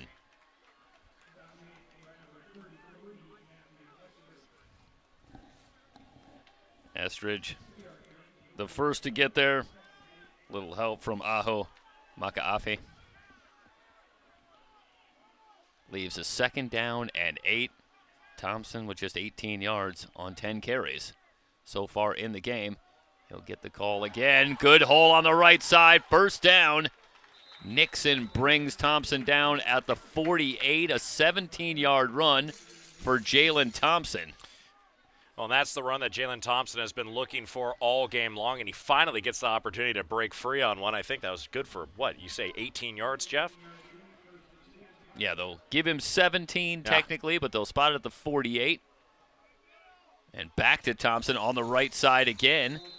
Picks his way forward. to the 46. Gain of 6 yards leaves a second down and 4. Brought down by Miguel Becker. Well, 2 plays back-to-back that, Jeff, I think they found some success on the ground. It'll be interesting to see if Riverside's able to adjust if they try to keep going with Thompson. Yeah, Jacob Lemus and Julio Ray, who each left on the same play. This one pop flying on the near side, and a leaping catch is made. Drew Lopez with the reception at the Riverside 29. To finish the point, Lemus and Ray have both returned on the right side of that Pirate offensive line as well. Well, watch this, Jeff. Oh, my gosh. Comes up with it. What an incredible acrobatic display. Tigers coming on the blitz. Deep drop. The throw over the middle, incomplete. Looking for Eli Aragon. Brings up a second down and 10. Aragon in the first half with 7 receptions for 61 yards.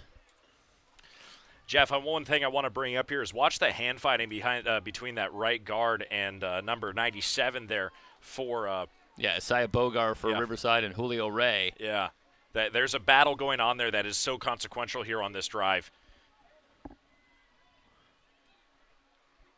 2nd and 10. Inside handoff to Thompson. Dragged down after a gain of 3, leaves a 3rd down and 7. Eskridge on the stop for the Tigers. Pirates 7 of 12 on 3rd down in the game. They face a 3rd and a short 7. Urban looks over the Tiger defense.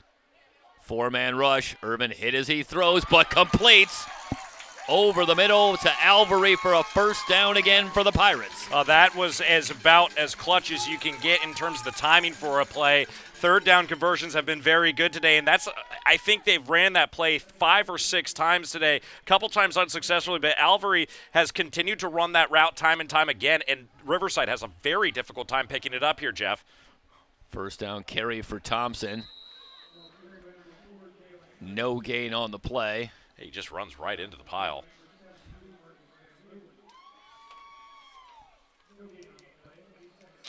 First to get there was Marcus Jones. And he wrapped up Thompson. James on in the backfield to replace Thompson for this 2nd and 10 play. They'll send James in motion. Irvin throws, leaping catches made at the 10 by Lopez. A gain of 5 leaves a 3rd and 5, and now Emory, plenty of time left. We're at 8 minutes remaining in the 3rd quarter, but down 14. I wouldn't be surprised if Steve Mushagan and the Pirates are thinking 4 downs here. Don't know how much a field goal really helps you, even at this point in the game.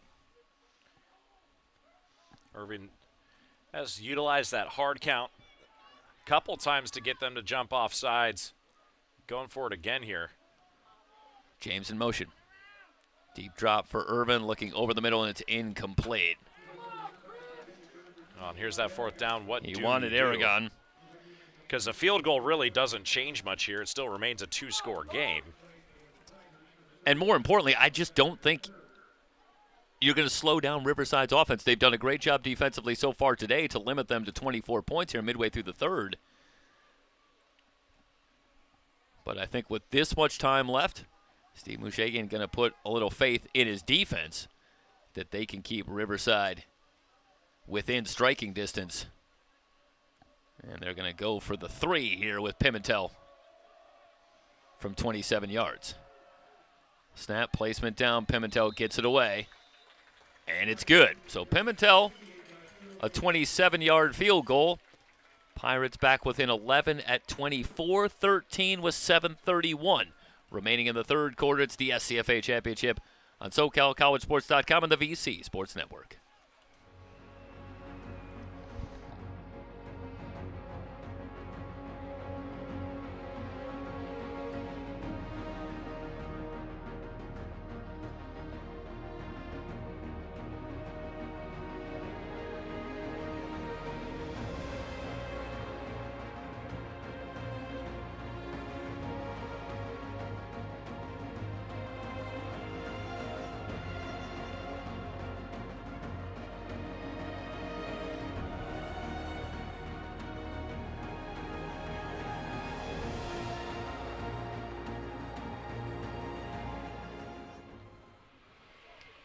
Pirates answer back with 3, 24-13.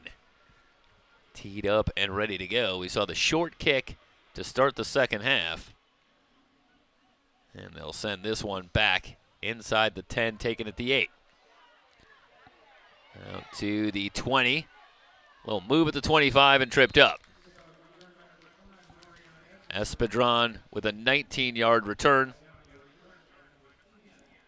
Cale Reed with the stop. They'll spot it at the 28.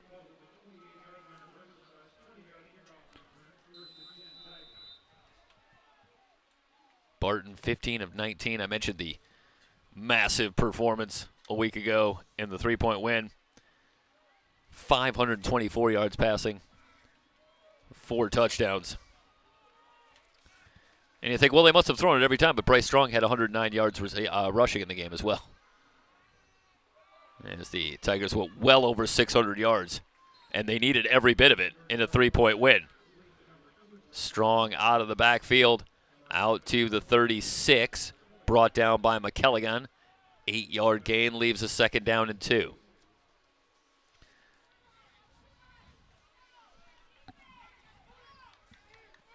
Strong remains in the backfield. Barton has the snap, blitz coming, looking for Strong out of the backfield. It's incomplete, thrown a little bit behind him. Zane Carter was in the area with the coverage. Leaves a 3rd down and 2. And Emery, how big would a 3-and-out be here for the Pirates? Well, certainly it would be a huge boost on defense. It says we can stop you guys in the second half. I think all eyes are on that running back, Jeff. 1 of 5 on 3rd down, make it 2 of 6 as Strong spins his way forward to the 45. Poi Aina able to eventually bring him down, but Strong finds a running lane again and goes for 8 yards on a 3rd and short. Now they'll empty the backfield on 1st and 10. Again, the blitz comes. Barton over the middle, might have been partially tipped at the line, and it's incomplete. Well, we had the 1 turnover very early on that opening drive for the Pirates, and no turnovers since. Again, both these teams have done a pretty good job taking care of the football this year as a general rule. But again, Pirate fan, another way to get off the field is to force a turnover, but the Tigers generally good at taking care of the football. Short throw from Barton, complete to Bancola coming out of the backfield. He's very near the 1st down marker. Appears to have enough to have it at the Ventura 46. McKelligan again on the stop.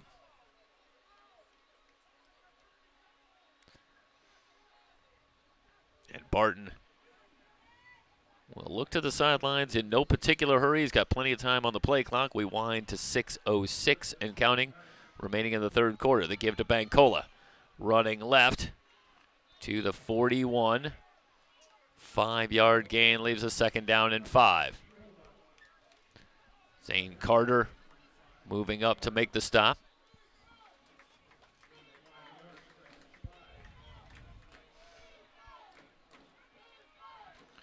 On this and series a defense chant starts among the Ventura fans here at the Sportsplex. 2nd down and 5. Play action. Barton fires the near side, completes to Espedron. A little move by Espedron, down the sideline, still on his feet at the 5, and in for a touchdown. 41 yards. Well, that's just a series of missed tackles. I think 3 different opportunities to bring him down were thwarted. And in the end zone, I do see Jalen Wesley asking for some help from the line judge there, and he didn't give it. He was almost tied up. You can see it here. Right about there. He might have stepped out of bounds. Well, he might have stepped out of bounds, but look at Wesley over here. He turns around. You can't see from this angle per se, but he turns around. He was getting tied up by the blocker downfield, and he had his hands inside the pads. I wonder if we have that one more time down at field level. It looks like we do, but I think we were obscured. Yeah, this is going to be down at field level, but again, we can't quite see. I'm wondering right about, well, no, that's a good look, and he's not out there. That's a great job, guys. And I think, give Espedron a lot of credit. Yeah, that was the second step that view. I thought might have been a little bit stayed worrisome. in bounds. Norian Espadron from 41 yards out. That is his 5th touchdown reception on the season. The Tigers have come out, made some adjustments here in this third quarter, and now they open up their largest lead at 31-13 with 5:26 remaining in the third quarter. Yeah, Jeff, and I think this comes down to is field goals are not going to get it done against this Riverside team, especially when you don't have a way of stopping their offense. They've been on the field for so long, and the defense has just been on their heels the whole game. You got to find ways to get some sort of energy going here in this field. And look at the sideline of Ventura. Guys, hands on hips and not looking too excited to get back out on the field here. Well, they have logged a lot of minutes here in the third quarter. Taken inside the 5 and out to the 26. Cargo with a 21-yard return. And the Pirates could not only use some points, Emery, I think we agree, they could use a lengthy drive. Though on the other side of that, now you're down 18, and we're getting to the later stages of the third quarter. Yeah, I was going to say that conversation always starts to begin right around now where clock is going to be your bigger enemy than anything. Are you going to be able to put enough points up in a short amount of time? This Riverside defense shows no signs of slowing down either. Irvin with Thompson behind him in the backfield.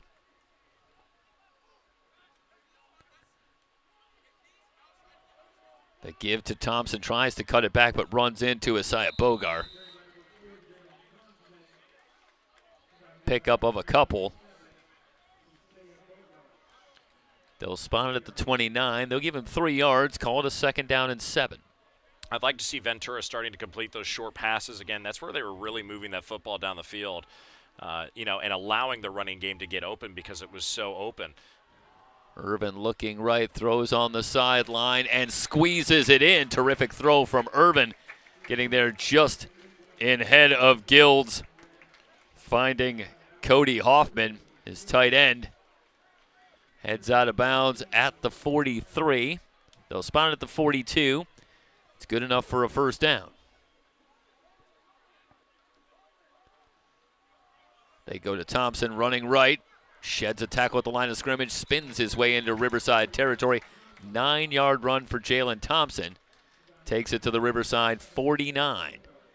Earlier today, San Mateo in the NCFA championship holds on against American River 30-27. So the Bulldogs are back in the championship game. Is it going to be a rematch? Yeah, 2019 we had that coverage. Yep, and last year. Yeah. Quick throw and a 1st down. Pirates would like to change things up, but they'll have some work to do. Aragon with the reception takes it to the Riverside 40. Another 1st down for the Pirates. I will always remember that game at Bakersfield College. It was super overcast, hard to get the lighting right with all the cameras. Yeah, there's always the director in you. It never goes away. Sorry. Can't help it. 1st down carry for Thompson and a modest gain will bring up a 2nd down. The Pirates starting to pick up the pace here offensively, but they are on the move. A 1-yard run for Thompson leaves a 2nd down and 9. 3 wide receivers bunched to the near side. Now Thompson will join them. Looking to set up the screen, and this is well read by Baptiste.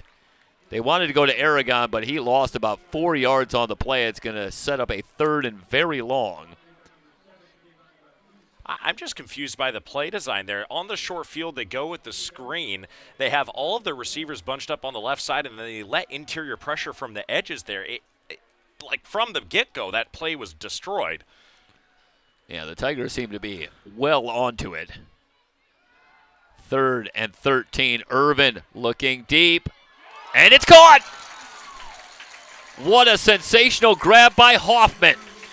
Now, this series has been summed up by Hoffman doing his job. He hasn't been the highest guy on the stat sheet, and I think we talked about this earlier in the season when Ventura was playing against Moore Park College. We had that coverage here on SoCal College Sports, and that was the storyline, is Hoffman making a couple big plays. Look at him do it again here. James running right, able to slip out of one tackle. He stood up at the 5. A gain of 3 leaves a 2nd and goal from the 5. Hoffman, interestingly, battled some injuries. He's missed 3 of the last 5 games, but when he's been available, he has made a contribution. He's gotten himself into this offense and become a good target for Irvin, but has been available only sporadically. 2nd down and goal from the 5. Irvin, straight drop, has time, still looking. Coverage is good, now throws back in the end zone and finds Aragon. Aragon has had his name on the stat sheet a whole bunch today, and I think that's going to be a very good exclamation point for today's stats. But that was a crucial touchdown in a very, very important time. The Pirates needed to capitalize on that drive, Jeff, and my goodness, from the work from Aragon and to finish, but Cody Hoffman, man, having his name written down a couple times as well as Thompson, everybody kind of working well together on that drive. My goodness. Yeah, it's go back to that 3rd and 13 and the big completion to Hoffman. The Pirates have been so good, not just on 3rd down today, Emery, but on 3rd and long. Some major conversions when they appear to be up against it. And then it comes down to this play. The effort of Aragon to get open, the patience of Irvin to keep looking, not force it in, and eventually his leading target here today and on the season, Eli Aragon, does create some separation. 5-yard touchdown. The extra point was good. So the Pirates back within 2 scores at 31-20. Still a lot of time. We're still in the 3rd quarter with 1:52. But can they slow down this Tiger offense that really appears to be finding a gear here in this 3rd quarter? They've already scored a couple of touchdowns. Yeah, this 3rd quarter has just been an exclamation point for the offense as they stuttered and kind of stopped in the 2nd quarter. The Ventura defense needs to at least get back to what they were able to do so successfully in that 2nd quarter. Espadron retreats back to the 3-yard line. He's at the 10, wrapped up short of the 10. Tigers going to start deep in their own territory. And that's exactly the kind of thing that will start off this defensive possession here for the Pirates. They needed something like that to get their team hyped up for stopping this drive, and I think that's something that you can take a reflection from. Get your guys that energy as you're coming off the field. Tell the guys who are going out on defense, guys, we got this. We can stop these guys. There is a flag down on the play. It looked like Michael Jackson. Oh, no, it's Murphy. Yeah, Murphy gets there first. What a job by Jake Murphy. And the flag against Riverside. So they're going to back up even further. They'll start from their own 5-yard line.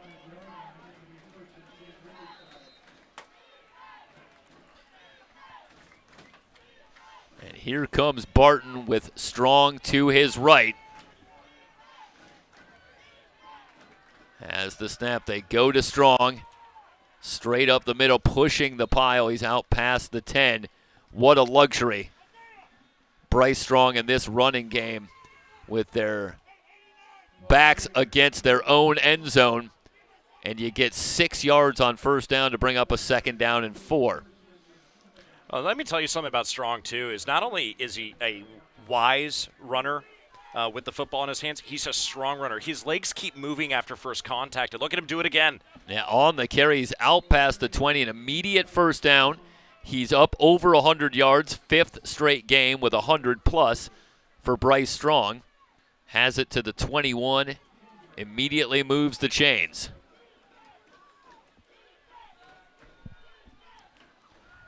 Play action. Gillespie bringing the pressure, but Barton is able to sidestep.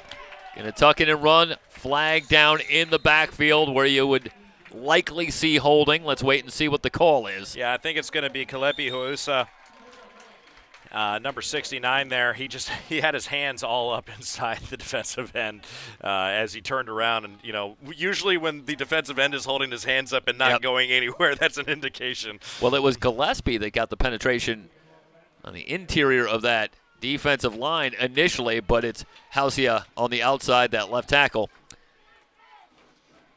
that draws the call. 1st and 20. Penalties continuing to hurt the Tigers. 12 penalties now for 100 yards. And Ancole hard running on the left side, but he's wrapped up by Benjamin Hall at the 17-yard line. 6-yard run leaves us 2nd down and 14. This might be the final play of the third quarter. We're down to 20 seconds.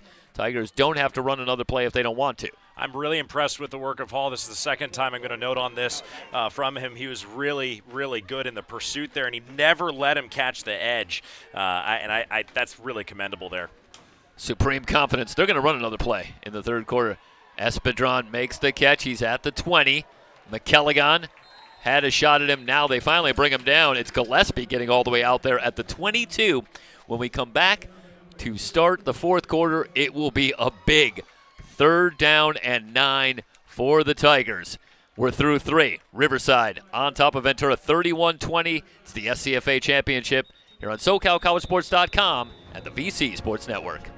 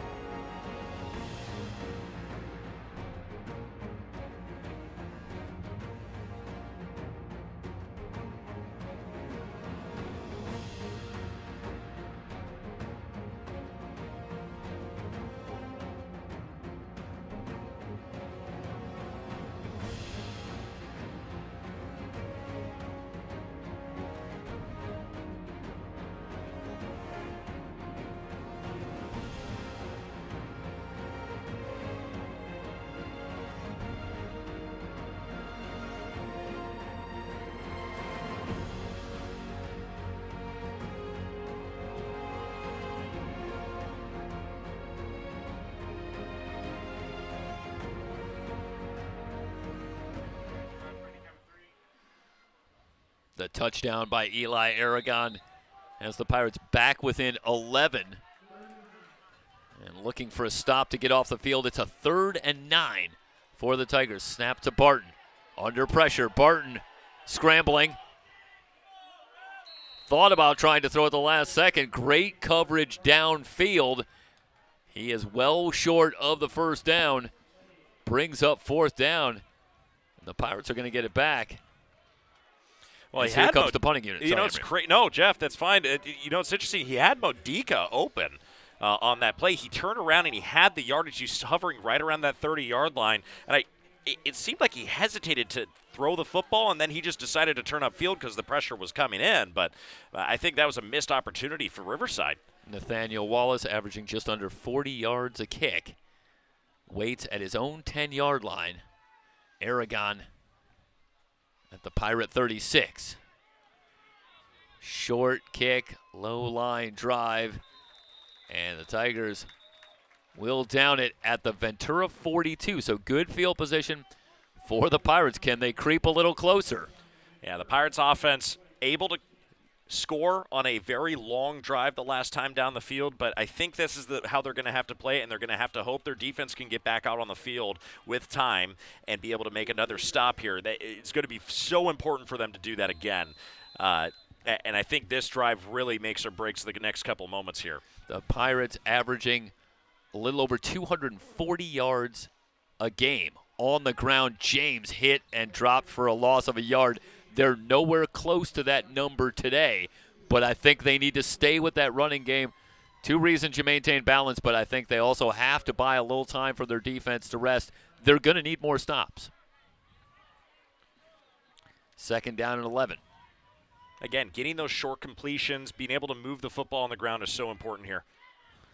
Irvin has time. Pitch and catch. Catch is made by Lopez, struggling for the first down marker. Well, and I do have a flag down. Aragon pointing towards the Riverside, and yep, here comes the one of the referees pointing towards the Riverside. It's clear on the other side of the field. I want to say maybe another hold. That was one of the first penalties called against Riverside today as well. Was a hold on that near side, driving towards the what I'll call is the north end zone.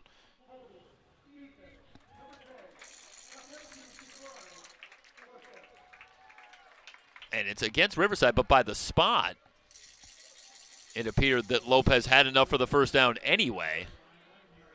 Football resting at the Riverside 48. It's a 1st and 10 for Ventura. James remains in the backfield.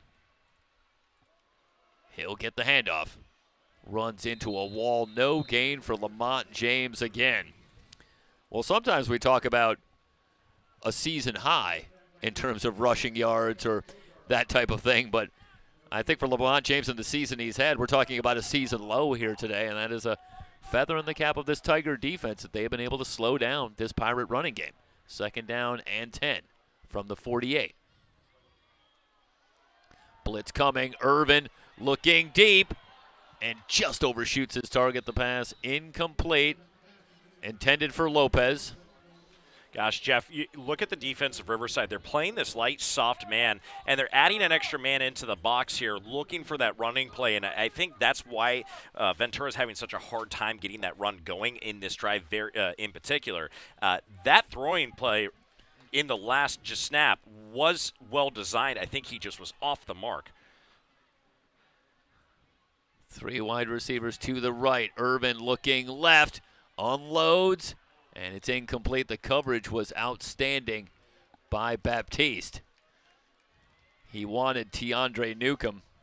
Quiet day so far for Newcomb, returning after missing last week. He has just 1 catch for 11 yards. Brings up 4th down, and it will bring on Carter in the punting unit. So Zane Carter will kick it away. If you're looking for some good news as he just gets that one away, sky high. This will bounce inside the 20. Good job by Carter. They'll down it at the 10-yard line. So a 38-yard kick.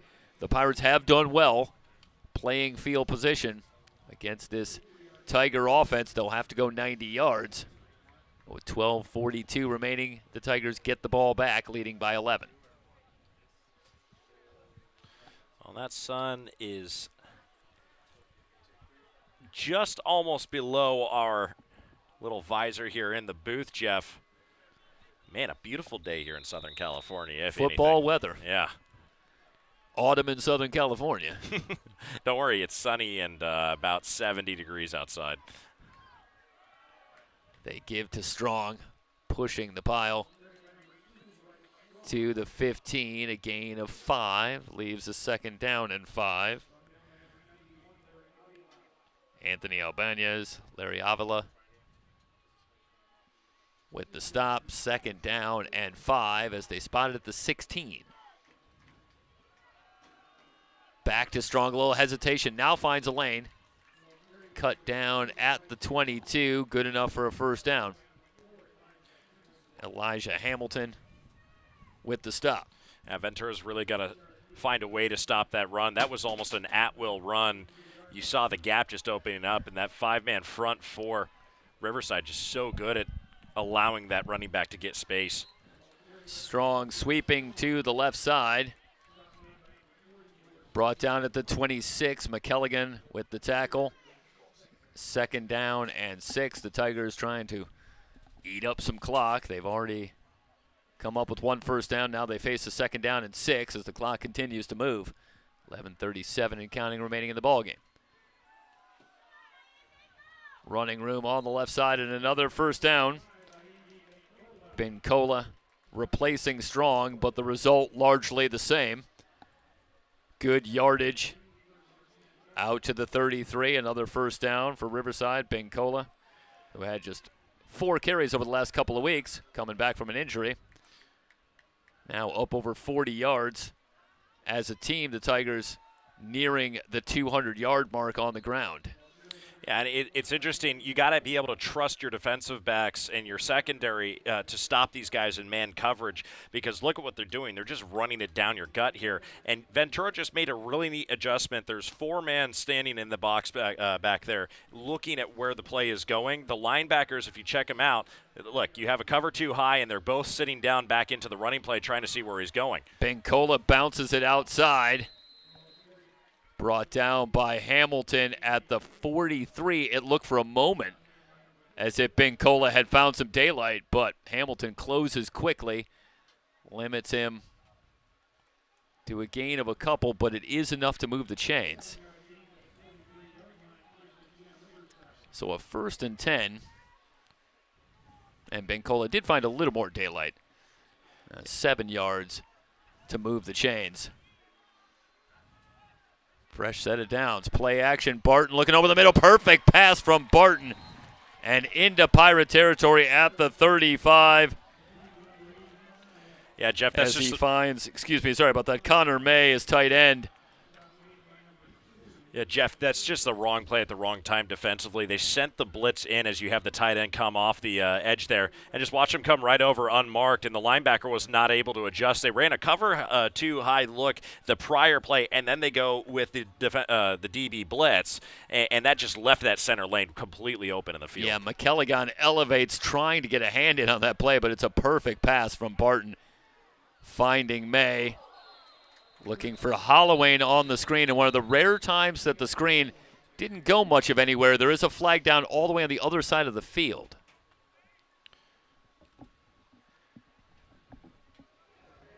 That was like a pirouette. I don't know if we've started watching ballet all of a sudden, but my goodness. And the call against Riverside, so this will back them up.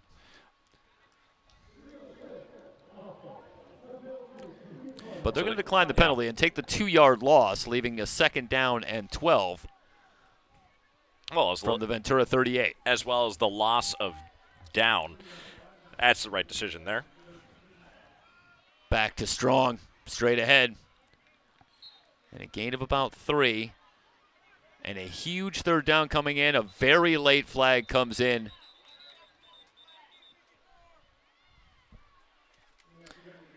Field judge John Stein throwing the flag. It came in really after the play, if not at the very tail end.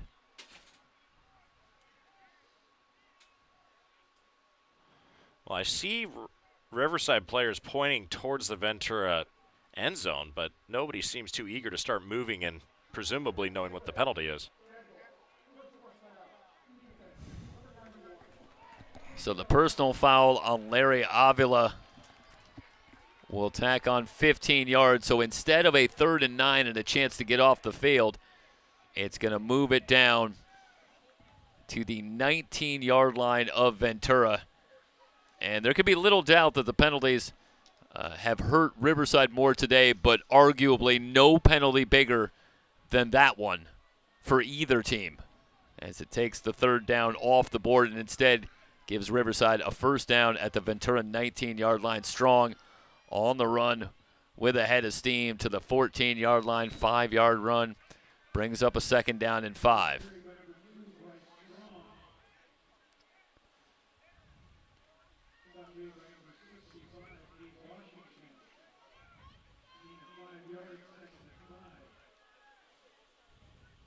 Washington with the tackle. And Emery, I think what's tough about that for Larry Avila is that you're still very much in this game. I certainly can understand frustration at a certain level, and personal fouls happen, but what a tough time for the Pirates. Still very much in it, down 11. Strung out nicely by the Pirate defense. Carter is there. Benjamin Hall is there.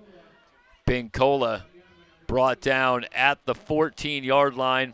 Leaves a 3rd down and 4 as they'll spot it down at the Pirate 14-yard line.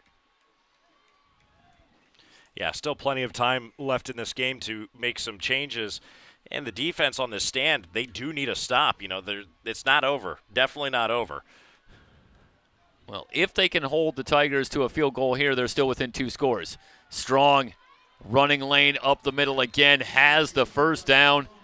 And the Tiger running game continues to be the story of the day.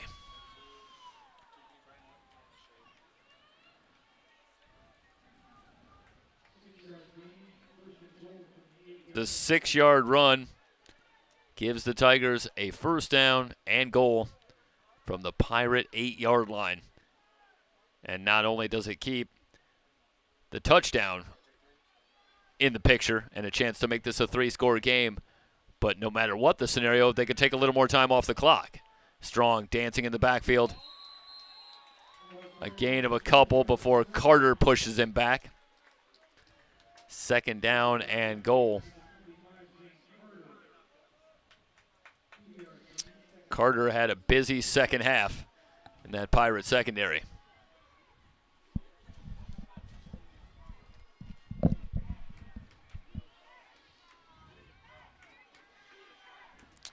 Tigers will shuffle in some new players. Strong will remain in the backfield as they go to a double tight end set. From the Pirates 6. Strong hit at the line of scrimmage, might have lost a yard. Good response by that Pirate front 7, and Avila leading the way comes up with the big stop on Strong, brings up a 3rd down and goal from the 7. Yeah, Jeff, it's not the loss of yard necessarily, but, I will say that is such a solid job by the defensive line of the Pirates. The one thing that they have to do here is prevent the score in that 3rd down. That's where they came down and scored the touchdown last time they scored a touchdown. So they need to make sure that they keep up this pressure here.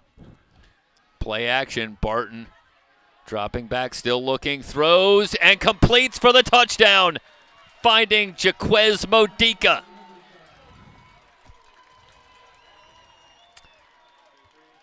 Well, that might put things away for Riverside. You still got 6:16 to go, but now we're talking 3 scores. Yeah, Ventura's game plan at this point has to be get down the field, score, and get the football immediately back. And right now I don't know if the defense has the ability to make a takeaway here, but that's what they're going to need with this much time left on the clock. But Modica with the touchdown reception. It's his 7th on the season, and Barton, just pretty typical Jordan Barton, 22 of 28, 296 yards, 3 touchdowns, no interceptions. And we've talked a lot about Bryce Strong today at this offensive line for the Tigers and the way they've been able to dictate the action. But, boy, Barton is absolutely as advertised. Not just the numbers, but a couple of times the ability to extend a play and turn it into a big play. Yeah, he's been able to run around the field and throw on the move, but that has only been exposed and blown up by Bryce Strong. Bryce Strong being able to move the football so effectively on the ground has always caused an extra tackler to have to come into that defensive line and push forward for pressure, and that's just opened up his throw game. Those prolific numbers strictly come because of this combination of Barton and Strong. Taken 3 yards deep. The Pirates going to return it out to the 20 and to the 22. And they'll get in to quickly break it up. It is, as you might expect, getting very physical out there. We're midway through the 4th quarter. Flags are down. Let's see what the call is. And this is where you hope that they can just maintain control. And that's not entirely on the refs. It's the teams themselves. And just finish this out. It's been a good ball game. Yeah, Riverside so far now leading at 38-20. So far, that's been a very important part of the reason why Ventura is very much in this game. They haven't let get the situation get out of hand. But both these teams willing to talk trash because, you've earned the ability to do so when you get to this kind of game. Irvin screens it out to Thompson. Thompson with some room, 40-45, and he'll head out of bounds. At the 48, a gain of 11. They immediately move the chains. Irvin has put together a nice afternoon as well, 26 of 36, 237 yards, a touchdown, and an interception.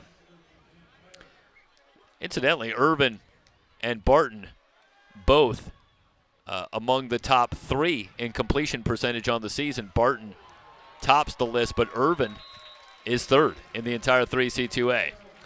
Drew Lopez, what a step there. You watch him make that secondary move and turn upfield.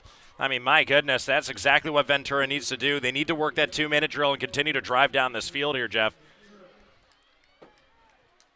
They are moving quickly, back-to-back completions. Irvin looking deep down the far side. Flag comes in. Yeah, and there's really nothing you could do about that as the defensive back. He just turned around and straight up tackled the intended receiver. I believe that was Amani Butler. And the defensive back, I know he was going after the ball, but he just ended up tackling him. Yeah, I haven't seen a lot of Amani Butler since very early in the season.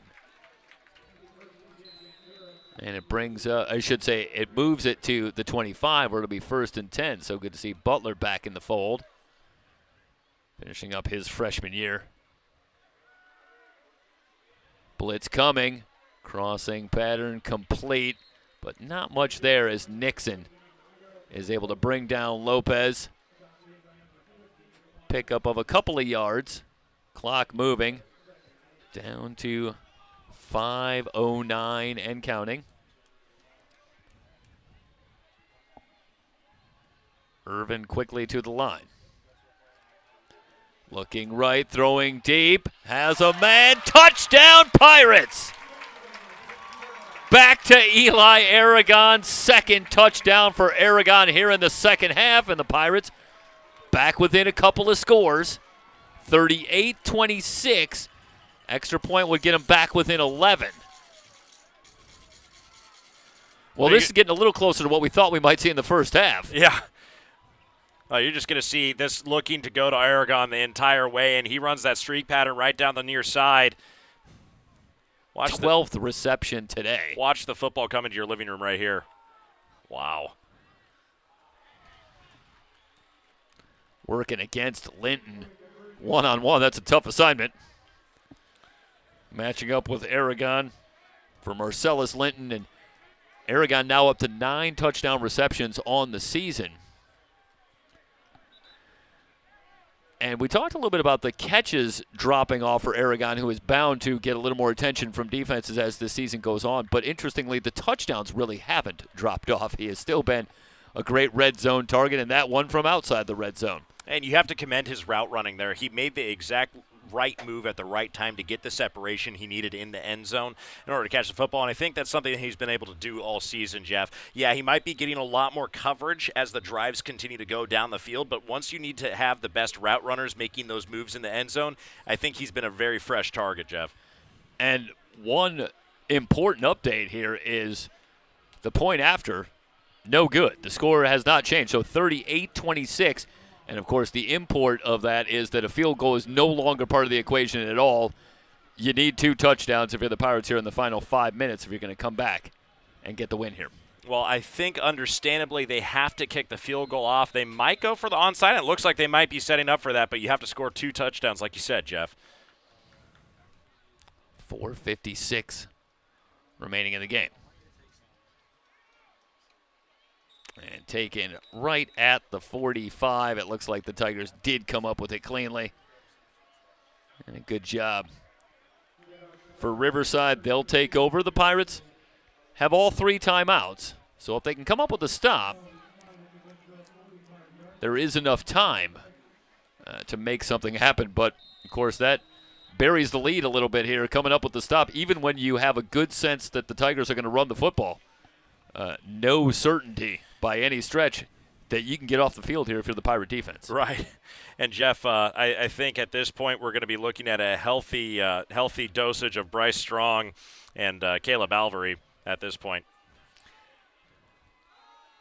It's Bancola. Bancola's got a big hole. He's into the secondary, and he's gone. Well, that's the danger, of course, when you put everybody at the line, is once you get through that first wave, there's nobody there. And for Allende, Bancola, once he gets past that initial resistance in the Pirate defense, there's simply nobody there. And he goes 45 yards to push the lead out again to 18 at 44-26 with that run. Bancola over 100 yards here today. Panikowski will put it through. And Riverside, what can you say? They've been sensational offensively here in the second half in particular. 28 points on the board. Pirates have put in a determined effort to try and get back into this game, but ultimately just haven't been able to find a way to slow down this Tiger offense. Every single time that they go to run the football, it's an effective run. They seem to have a lot of emphasis on the usage of their tackles and their pulling guards, opening up different holes and zones that they can get guys through. And I don't think Ventura's done a good enough job of getting tacklers up into the box because, again, when you're watching this offense, you have to be so conscious of Jordan Barton and his arm and ability to make plays while he's moving around in that pocket. Bancola, who really shouldered more of the load in the first 4 or 5 games of the season before Bryce Strong really came on, but coming back from an injury, 15 carries here today, and just in time for the Tigers, who look like they are on their way back to the 3C2A championship game, where they'll see San Mateo again, presuming that this score holds with 4:44 remaining in the ball game, and look like they're getting themselves back to full strength, and it looks like another scintillating matchup as the Bulldogs and the Tigers will do it again. They're tied at a game apiece in their own mini-series over these last few years. Well, what a story it has been. Writing itself down over the years, Jeff. And I alluded to it at the top when we brought in the broadcast today, but Irvin in all kinds of trouble. He's going to be sacked. Back inside the 5. They'll spot it at the 6. That is a big loss on the play of 14 yards. I'm honestly SCFA Hart coming off the edge, the first to get there. Jeff, I'm honestly interested to see that there wasn't a high hit on the quarterback as he was coming down, unless I saw that incorrectly. But he was clearly going down, and there came another tackler there at the very end of that play. So 2nd and 22. But again, for the Pirates, as Irvin under pressure heaves it deep, just overshoots Hoffman. And now it's 3rd and forever. But you go back to the very start of this season, and it was a tough start for the Pirates. Certainly told this story a fair amount on the VC Sports Network throughout the season, but losses in 2 of their first 3, including the first 2 here at home, and down 9 up at Allen Hancock in the 4th quarter, and staring a 1-3 start in the face, and who knows if they even get to the postseason if they don't pull that game out, but they do, and they come back, put together a win streak. The only loss in that time after those first couple was a loss in the regular season finale when the Pirates had already assured themselves a share of the Northern Division Championship and the tiebreaker over Allen Hancock. But they have run into a powerhouse here in Riverside today, and the incompletion on 3rd and long will bring on the punting unit. And the Tigers will be heading back home with another SCFA championship.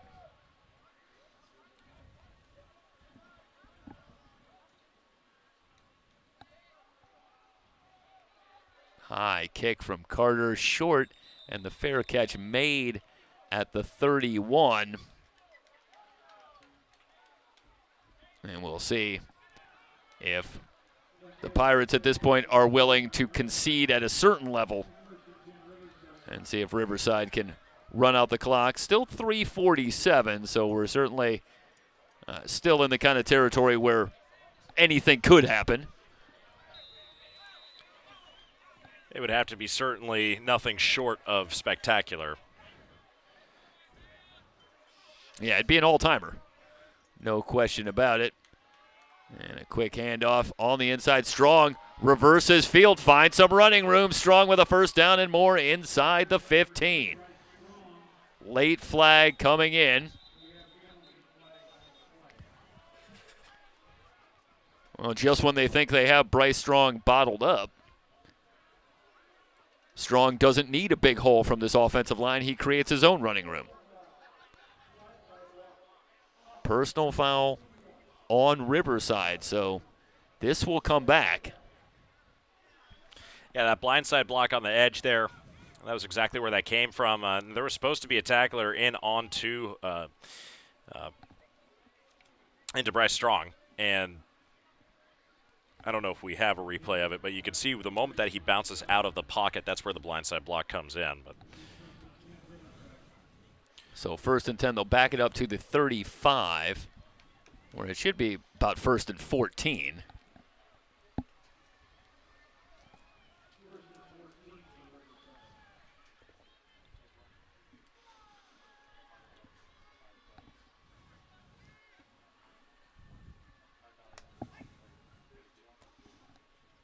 Still time on the play clock for Barton. As the clock moves, winding down to 3 minutes to go. Up over the head of Barton, and they'll scramble back. And it looked like it was Strong that fell on it back at his own 47. That's a loss of 12. It'll make it 2nd down and 26. well, that was certainly not a down and distance I was expecting to hear here in the late portion of this game. Yeah, this is not going to be the part of the film session where they're really going to be celebrating as Riverside takes a look at this. There's going to be a lot to feel good about. Right, yeah. Not so much this last drive with the personal foul that erases the long run, and now the snap over the head of Barton. But they do avert total disaster as Strong gets back to fall on it. 2nd down. Inside handoff. No gain on the play. Divine Pearson on in the backfield. Gillespie wraps him up. Well, for Pirate fans wondering, where was this when we needed it? They stop on the run, but also an all-too rare miscue from Riverside that might have come in handy a little earlier in the game when the Pirates were trying to claw their way back into this one, and the Pirates just would not give them a chance. It's been an uphill battle this whole time, Jeff, and, I think you bring up such a good point there. It seems like the breaks have come at just inopportune moments, time and time again. And credit to the Tigers. It's been, as it's been for much of this season, a very clean effort, a lot of penalties, and certainly something to work on there, I'm sure, as they look ahead to their next game. But they've taken care of the football. They've run the ball well and maintained the lead throughout. 45-26 with 2:07 remaining in the ball game.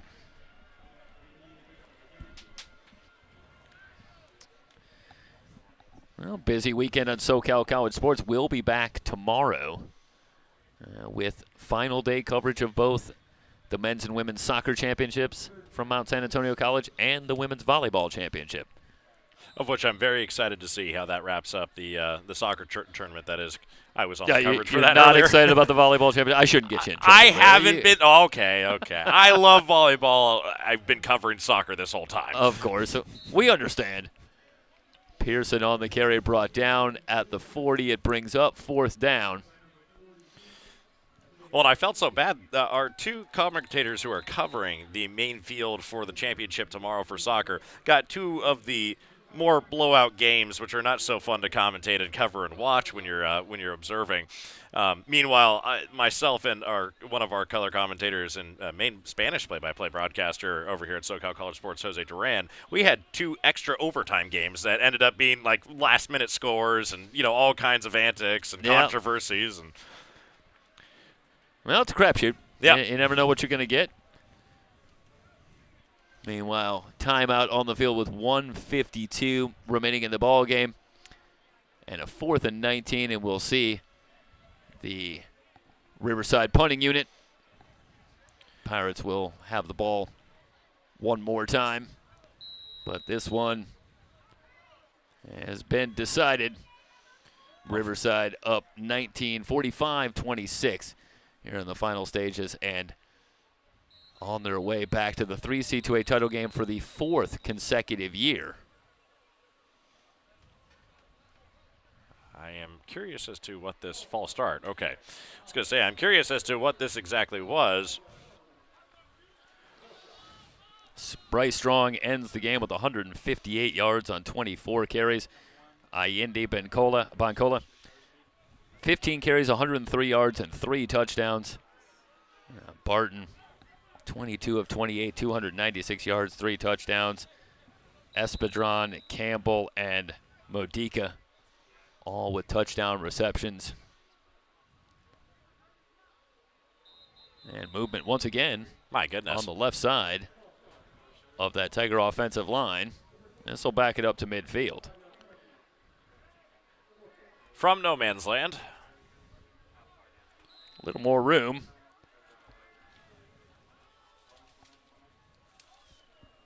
As Wallace will now kick this one away. Gets it away. High kick, and it takes a kick into the end zone, so a 50-yard punt for Wallace. And the Pirates will start from the 20. James and Thompson combined for 79 yards on the ground on 27 carries. That is a tremendous job by that Tiger defense to slow down that running game. Eli Aragon, 12 catches, 99 yards, and a couple of touchdowns. On as well, Cody Hoffman, a couple really big catches and runs there.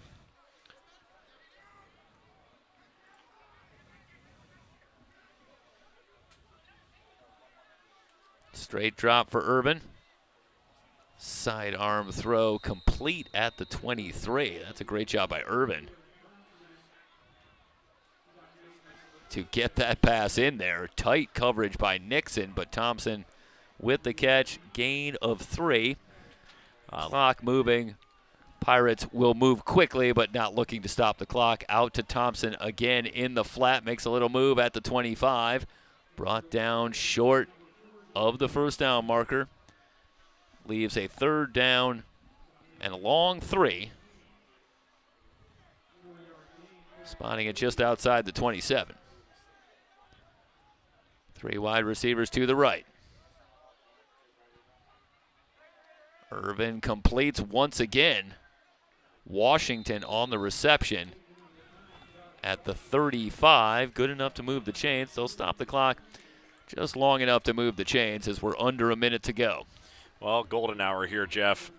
I know it's not the night the Pirates wanted, but it is sure beautiful here on the California coast. Santa Cruz Island and Anacapa Island looming in the distance. You can see how the sky is just that golden color. Beautiful. Always forget what a picturesque sight we have from this vantage point here on the campus of Ventura College. You can see the ocean in the distance. We're not far off. First and 10 for the Pirates. Down to 44 seconds. Irvin.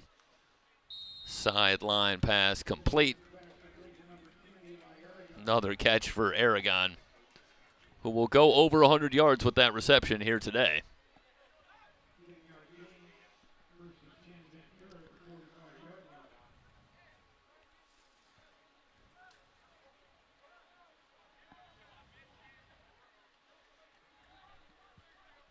So coming up in a week, it'll be Riverside and San Mateo once again. This time down at Riverside City College from the 45. And we're not sure yet if we're working. Yeah, we'll wait and see. The understanding that I have is Riverside's television network will be potentially covering that game because a new change in the 3C2A rules. The host team will now actually cover the state championship ball game. Interesting. Yeah, so, it's an always evolving process, and they do a terrific job on their broadcast. Of course, yeah. Throughout the year. So we will look forward to the Tigers and the Bulldogs once again in the 3C2A championship.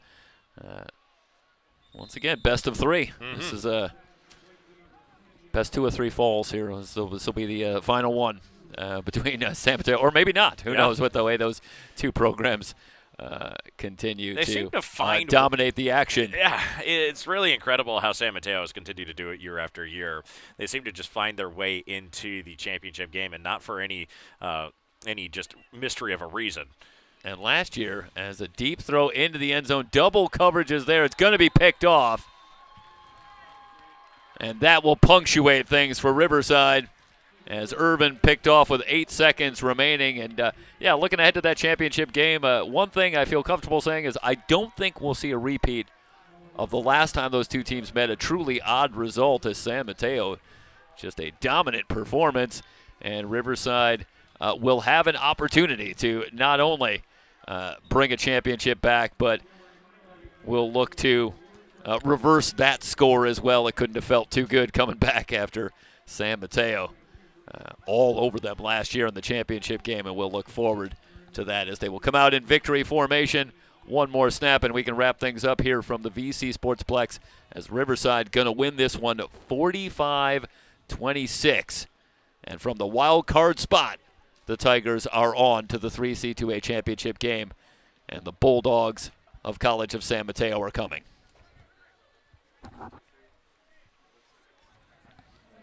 That will do it. Barton kneels it down. Final score, Riverside 45, Ventura 26. Tigers on to the 3C2A championship. Thanks so much for joining us here on the VC Sports Network. Thanks for another great season here on the VC Sports Network. We thank Jimmy Walker, Rob Hester, everybody here at Ventura College for helping us throughout the year. Really enjoyed another great season for the Pirates. Unfortunately, for the Pirates and their fans, they come up just one step short here in the SCFA Championship, and the Tigers are on. For everybody here at SoCalCollegeSports.com and the VC Sports Network, so long, everybody.